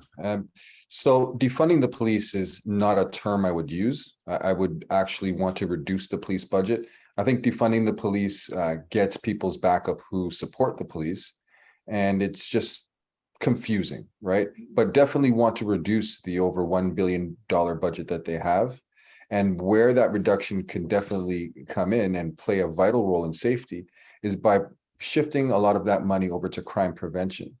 And we have a lot of law enforcement, we have new technology, we have tools, which is great, but a lot of that can be reduced when you prevent crime in the first place. So a shift of spending in the Toronto police budget to prevention more than, I guess, you know, the actions that are currently taking place, because some of them are not working. Another area that I would look at definitely is the TTC. The TTC has over a $2 billion budget. And at one point in time, the police and TTC were both basically at $1 billion. But for the TTC to balloon to $2 billion with subpar service, I hear from people all the time how they're trying to get to work and subway stopping and going, the high cost, the safety issues. There is a strong case that the TCC needs a huge overhaul. And we need to find out where those extra monies are being spent, especially on higher salaries. I'm not sure if you know, but the highest paid person in the city of Toronto is the TTC CEO, who makes, what is it, $438,000 a year. So again, I don't understand how someone's allocated over $1,000 per day for someone doing or running an agency that is performing at a subpar level. When it also comes to changes, I definitely more money and smart spending into the area of social services, because when you address health and social services, you reduce crime and you reduce homelessness, and that money will not have to go into crime fighting. It can go to the quality of life that people are desperately trying to go for. And a lot of the shifting, again, I would put into economic development, because Toronto is a beautiful city with so much culture, so much diversity, entertainment, sports. If we can use that money to promote the arts more, we would have more tourism, And we'd have people in the city who have disposable income spending more money on things inside the city, thereby creating jobs and having the flow of money and the economy flourish. So those would be my ideas when it comes to the budget, how to save money and how to make money. And I just want to say in closing, thank you very much for listening. I think it's very important that we have a mayor for all people, a mayor that understands the pitfalls and the challenges of society, but also can communicate and accentuate the good things and the positive attributes that Toronto has to offer. The gap between those who have and have not are way too large in Toronto. And I constantly see Toronto, unfortunately, downward spiraling. And if we are not careful, we will repeat what has happened in Detroit and Chicago by not addressing the most vulnerable and the needy people in our city, and just keep focusing on building and profits and all these corporations that take. We need the corporations to give so we can have a safer and much better city.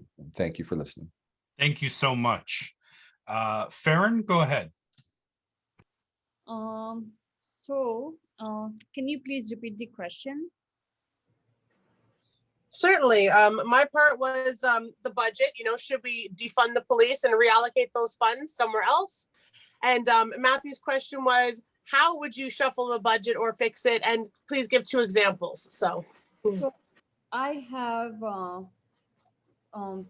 as per my observation, yes, if we take 100 million out of out of police budget, because the current budget for the police, which has been approved, it is $1,200 million. So if we take out 100 million and if we put that back into TTC, what we can do is we can make the transportation system faster so that women, children, and people, they can reach home faster, and more buses could be allocated for the transportation. New routes could be established, and people, they get home faster, because I see that my sister-in-law, she works for downtown, and at the night time the subway system doesn't work, so she has to change 3 to 4 buses in order to reach home, and she reaches home by 6 a.m., which it's kind of inconvenient and at the same time really unsafe. So I would really like TTC budget to be increased so that we can get more buses, or even we can increase the length of the route of subways. We can put the budget in there. Also, the 2 things or the 2 places where I would like the changes to be seen. First is working towards rent freeze. So the budget should be put towards rent freeze so that homeless people, indigenous people, newcomers, they can be benefited out of it. And the second would be TTC, as I mentioned. So those are the 2 places where I would like to see the improvement. Also, for the closing statement, I would like to say that please vote for me, because I'm a really compassionate, humble human being, and I have a lot of morals, ethics, and work values, which the current mayor, he is lacking a little bit. And I am a good communicator. Like 90% of the work, 90% of the job, it's done through communication. We need to listen to people. We need to work for people. We need to be for people. And that's what I am. I love talking to people. I'm a people's person. And I will bring in equality, safety for women, for children, and I'll implement what needs to be done for the rent freeze, for working towards humanity, for the homeless, for the indigenous people. I promise, like, I will try to make Toronto the #1 destination in technology as well, coming from an IT background. And please vote for me if you feel that I'm eligible to be the next mayor of Toronto. Thank you so much. Thank you so much for having me. Thank you, Matthew. Thank you, Ebony. And thank you to all my colleagues. All the best to all of you. All the best to myself. And we will do something to get the incumbent out of his place. Thank you so Thank you much so for joining us. I would have to go. I have to pick up my kids from my in-laws. Thank you Of so course. much. Thank you so much. Soaad, go ahead. Yeah, so in regards to, okay, first of all, thank you everyone for staying around for this long. Really appreciate everyone listening, everyone tuning in, listening. And thank you everyone that's been able to take out time out of their day to come talk about the election, their platforms, and attend this debate. Now, in regards to the two things that's being asked, for policing and being able to defund the police. So for that, I would not be moving towards like defunding the police necessarily, but be able to understand how we can better use what we've provided them so far in a better manner. So this is working through what exactly is currently being done to address policing and others, security and privacy and other issues in the city, and then find ways to improve that given what we've provided to Toronto Police. So this will be working with the chief of the police officer and then other people in that organization, and then working with nonprofit organizations that also work towards improving safety conditions for people in the city of Toronto, and also working with experts both from the academic field and also in other nonprofit organizations to be able to find some sort of mutual ground for us to be able to best use the resources that has been provided to the police. Now, in regards to improving, in regards to the second point, long story short, it goes with like improving and optimizing how resources are used in the city, which is covered in my platform already. So it's going back in there, doing a full audit and understanding where is the money being spent, how it's being spent, and where it's being spent. And then two parts. So the first part would be to let the public know exactly how all of this money is being spent, so that way they understand where their money is going. And the second part is now taking what we understand and then allocating the money accordingly based on where it needs to be put. So for example, if it's on programs and services that are being used by certain specific populations, putting the money back there, so that way the money could be used, or those programs and services could continue operating on how they should. And then if we do see, like, for example, there's something missing for specific populations, creating those services for them and programs, and then work it down from there. So yeah, so that's like one part, that's one part of it. And then for the rest of the other things I would do in regards to optimizing how things are used by the city of Toronto, you can visit that on my website. I don't want to take too much time from people's time, as we do have to go soon. And last but not least, for closing, for my or just to close things off, I do want to thank everyone again for taking their time and listening to this episode. And also, if you do want to learn more about my platform, you can visit my website at www.soaadhossain.com, and also look into some of the different areas that I do address. While I did put an emphasis on addressing affordability, programs and services, transit, and also optimizing resources being used in the city, there's a bunch of other things that I address as well too, such as arts, events, and also green spaces, which you can find all that on my website. Thank you so much. And I just want to say to you guys, I really, really appreciate, I know we're almost done. I really appreciate everyone that's come out. Your websites will be attached in the show notes for YouTube and for Spotify and everywhere else. And if I don't have your information, you can email it to me, and so that I can include it. And now with that, Isabella, go ahead. Okay, I got a few things here to talk about. As far as the police, the budget, I would say we could reduce it by 50%. I think that would include getting rid of the horses. The money could be better spent. You know, when John Tory wants to hire security guards to arrest people in parks, that's to cut out having to have a crisis worker there or somebody. You know, this is not good. To raise money, I think you could tax corporations more.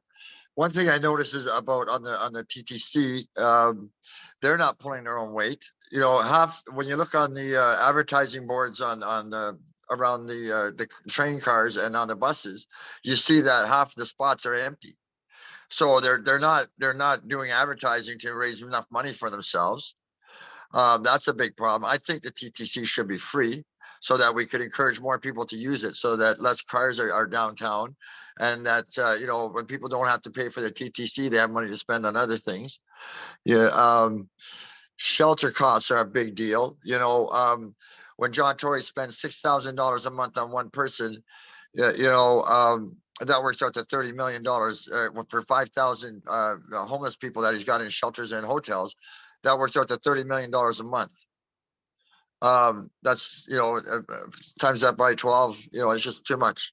$6,000 a month. He could split that up in three and give three people $2,000, and they could go around a $1,500 apartment and have $500 for food and whatever.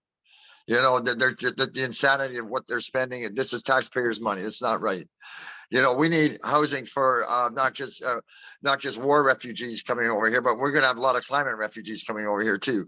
So we need housing built, and this is where I say like the federal government has to step up and build 20,000 average market rent, 400 unit apartment buildings across Canada in one go, and then keep building. We have a problem. With sidewalks and roadways being blocked and bike lanes being blocked and stuff. I think that possibly one way is to relook at the bike lanes is maybe put bike lanes on one side of the street and park cars on the other side of the street with traffic flowing in between them. And that way you have straight lines for snow plows to be able to plow the bike lanes without any problems. There's a problem with some of these patios are just getting so humongous. If the store owners can support patios that are getting so huge that they are bigger than the interior of the restaurant, these store owners, the restaurant owners should be looking to purchase bigger properties. There's a problem when a lot of these produce stores too are extending their baskets of fruit all the way out to the edge of the sidewalk, making it impossible to pass by. There's just so much stuff on the sidewalk. Blind people and disabled people have a hard time getting around. For raising money, I think that Toronto should have more attractions that are, Ontario Place could be developed as a Toronto attraction. Without cutting and run by the city. When we want to build buildings in Toronto, we should cut out the middle people, because we have city staff that know how to read a blueprint. So if they know how to read a blueprint and that they know how to draw a blueprint, so they can design buildings and stuff. And we have the staff that checks up on stuff. They can do a lot of this work to develop buildings that we can rent and build. I could talk for hours on all these topics. And I've been fighting for 4 years for people for on ODSP and OW. And we talk about seniors a lot too. We talk about the minimum wage. We talk about the environment. You can look us up on my group called Proof Protecting ODSP OW Funding. You can find it on Google. You can find me on Google. You can find us on Facebook. Proof Protecting ODSP OW Funding has 3 Facebook pages. One is a group page you can join. You can find us on Twitter. A lot of people know who I am. They know I'll stand up for them. They know I will fight back. If you want to hear more about my ideas and that, you vote me in and you'll hear me on breakfast television explaining what's going on, because the politicians have been keeping everybody in the dark for too long. And they're not explaining things to people properly. When they have the middle class believing that $10 daycare, a winter tire tax credit, a staycation tax credit, affordable housing, and food banks are better than a thrivable, livable income, so they can purchase that stuff on their own. It's eroding the middle class. And when the middle class doesn't fight for enough higher wages for themselves, it hurts the lower classes. And this is a big problem, because when we fight for more money for ODSP and OW, people say, well, how can you fight for that? And how can you answer that when we're having trouble? We're struggling. We're not making ends meet. Well, that's not disabled and poor people's fault if the middle class is struggling. That's the middle class's fault for not fighting hard enough. Right. Wages have Fighting pretty for the much in 3, and while production has soared. So people are not getting paid for what they're producing. And that's a big problem. So, I say, Chloe. Thank you so much for coming Here's on. what- And I want everyone to know that I've watched Isabella in action, and I really look forward to seeing more of this on the campaign trail. You've got quite a spirit to you. Chloe, would you like to give us your closing statements? Come on out September 28th. Many of the mayoral candidates are coming out September 28th in Toronto to Johnson Wellesley. We're having a protest outside the ODSP OW office, and we're going to block the intersection at Jarvis and Wellesley from 2 till 4. Not very many other mayor candidates are actually standing on the streets and fighting for people like I do. That's Hey, right. I Hey, love you your changed the organization. date on me, Chloe. Yes, please go ahead, Chloe. So do you want me to answer the question or just closing statements? Wrap it You can to do the- both. Give us Okay, what so- you do with the budget, whether you're for defunding the police, and then lastly, what makes you the best candidate here today? Well, I mean, be humble, but whatever, you know. Girl. All right, so I am for detasking the police, and what that means is legally removing crime prevention from their mandate. The police themselves cannot prevent crime. They were designed to enforce the law, meaning that the law must be broken for them to act. Therefore, it is pretty clear to me that we're going to have to move money out of police services to deal with non-emergency emergencies, meaning like the community level stuff. Like if kids are stealing from the stores, you don't necessarily need to send them to jail. You can divert them through restorative justice programs. We can provide people with supportive and accessible housing where the staff actually works, because a lot of people who are homeless are just looking for basic connections to the networks that would stop them from being homeless and disabled. People that are disabled want a life where they can realize dignity, and that requires to not use the police as a personal security service for a few. It means taking that money out and actually looking at public safety as a community level issue that we can all be a part of. So that's one thing that I'm looking at in terms of policing. It's changing the way that we as residents look at law enforcement and public safety, because I personally have a responsibility to take care of my neighbor. The only way that's going to happen is that someone teaches me how to do that through social work, through healthcare, through public awareness, etc. In terms of the budget, what that means is looking at the policies and programs that are not treating people democratically and changing those procedures so that everyone gets a chance.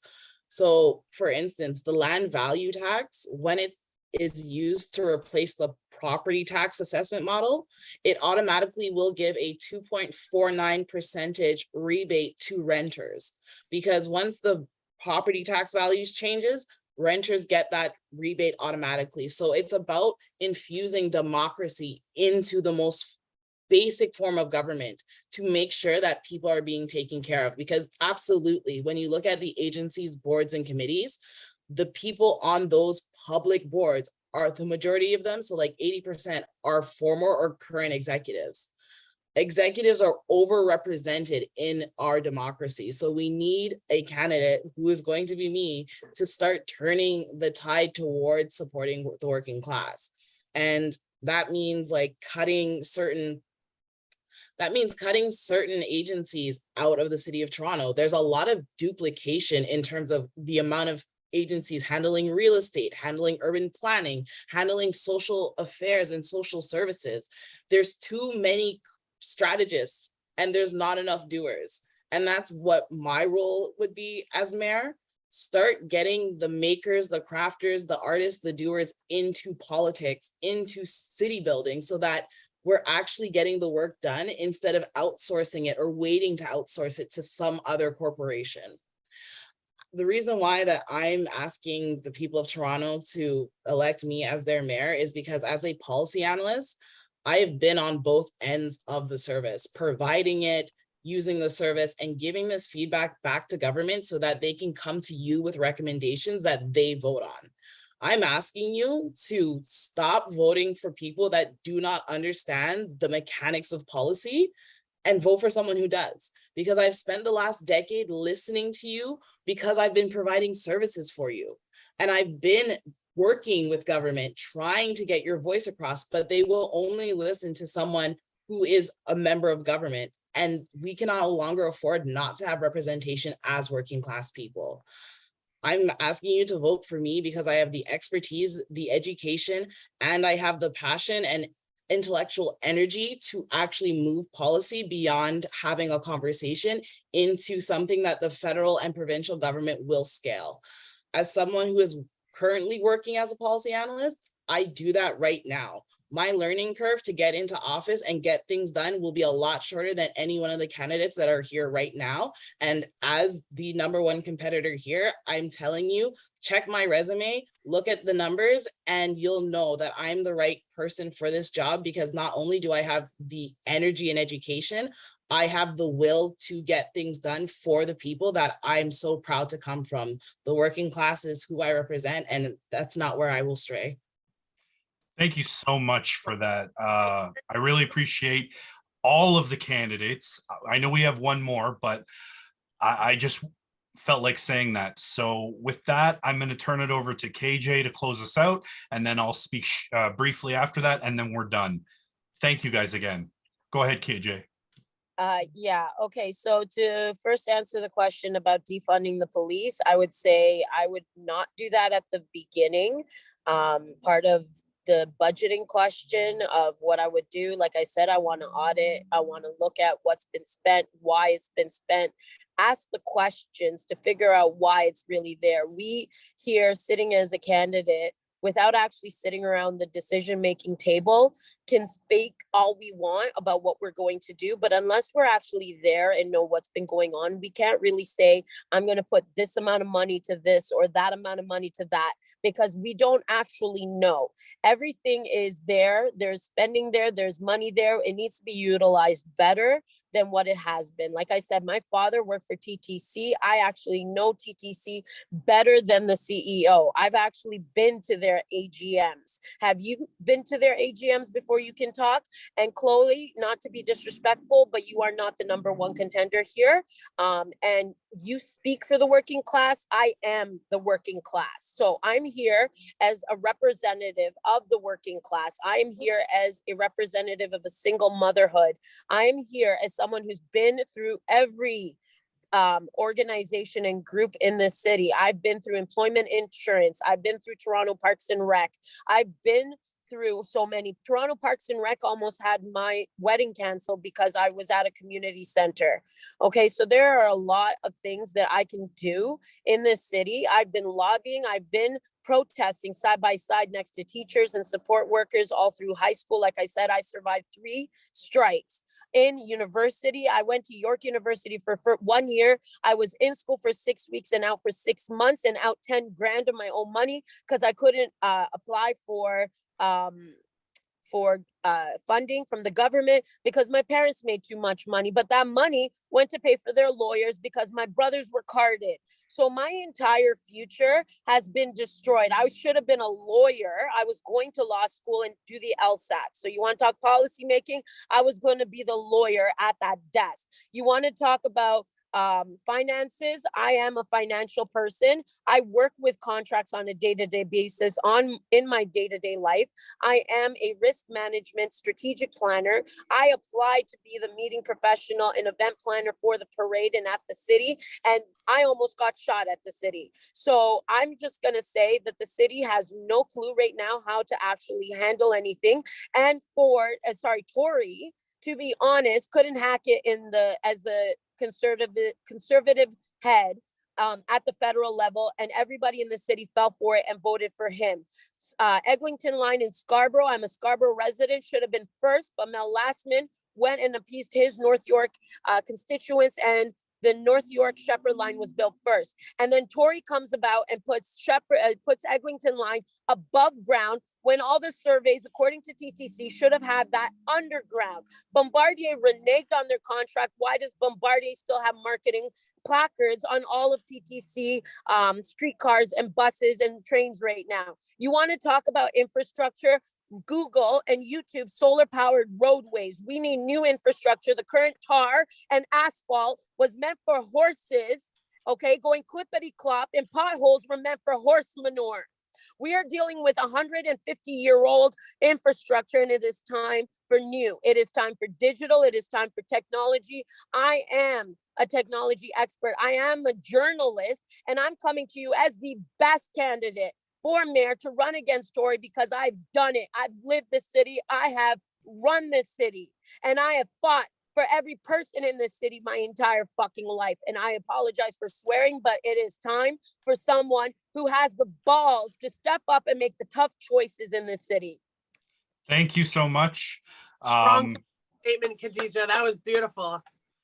I want Every to, you is very powerful.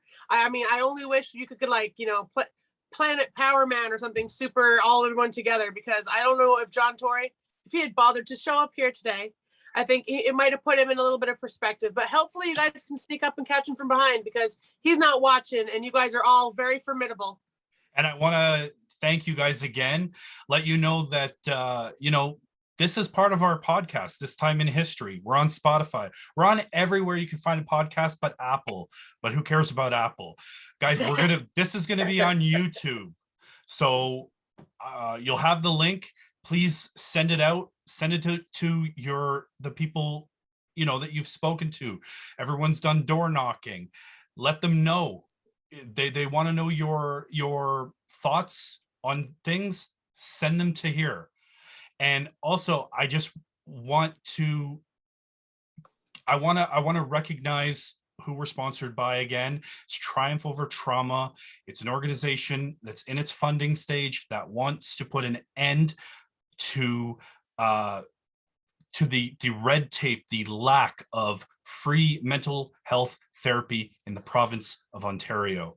I think it's ridiculous that we are going through this. And so let's do what we can. They have there's an Instagram page, there's a Twitter page, there is a GoFundMe. If you guys can share it, I would love that. It's going to be on YouTube. I want to thank all of you seriously for coming on, doing this. I know it's been long and we're tired. I really appreciate it. I've heard all of you. I've listened to all of you. There's stuff I agree with, there's stuff I don't agree with, but in the end, I don't want to discourage people from voting. All of you are one vote, okay? A vote for John Tory is a vote for John Tory. A person who does not vote is a vote for John Tory. On October 24th, we need new blood, we need fresh ideas, and we need a new mayor. And I apologize for the people that are candidates that did not come to this debate, but here are the ones that did. You guys have heard them. You guys can make up your own mind. You don't have to listen to corporate media. I guess people are calling me media. That's great. I'll be media. I'm honest. I will give everybody a platform. And I really appreciate every single one of you for coming out. I wish you nothing but luck in your campaign trail.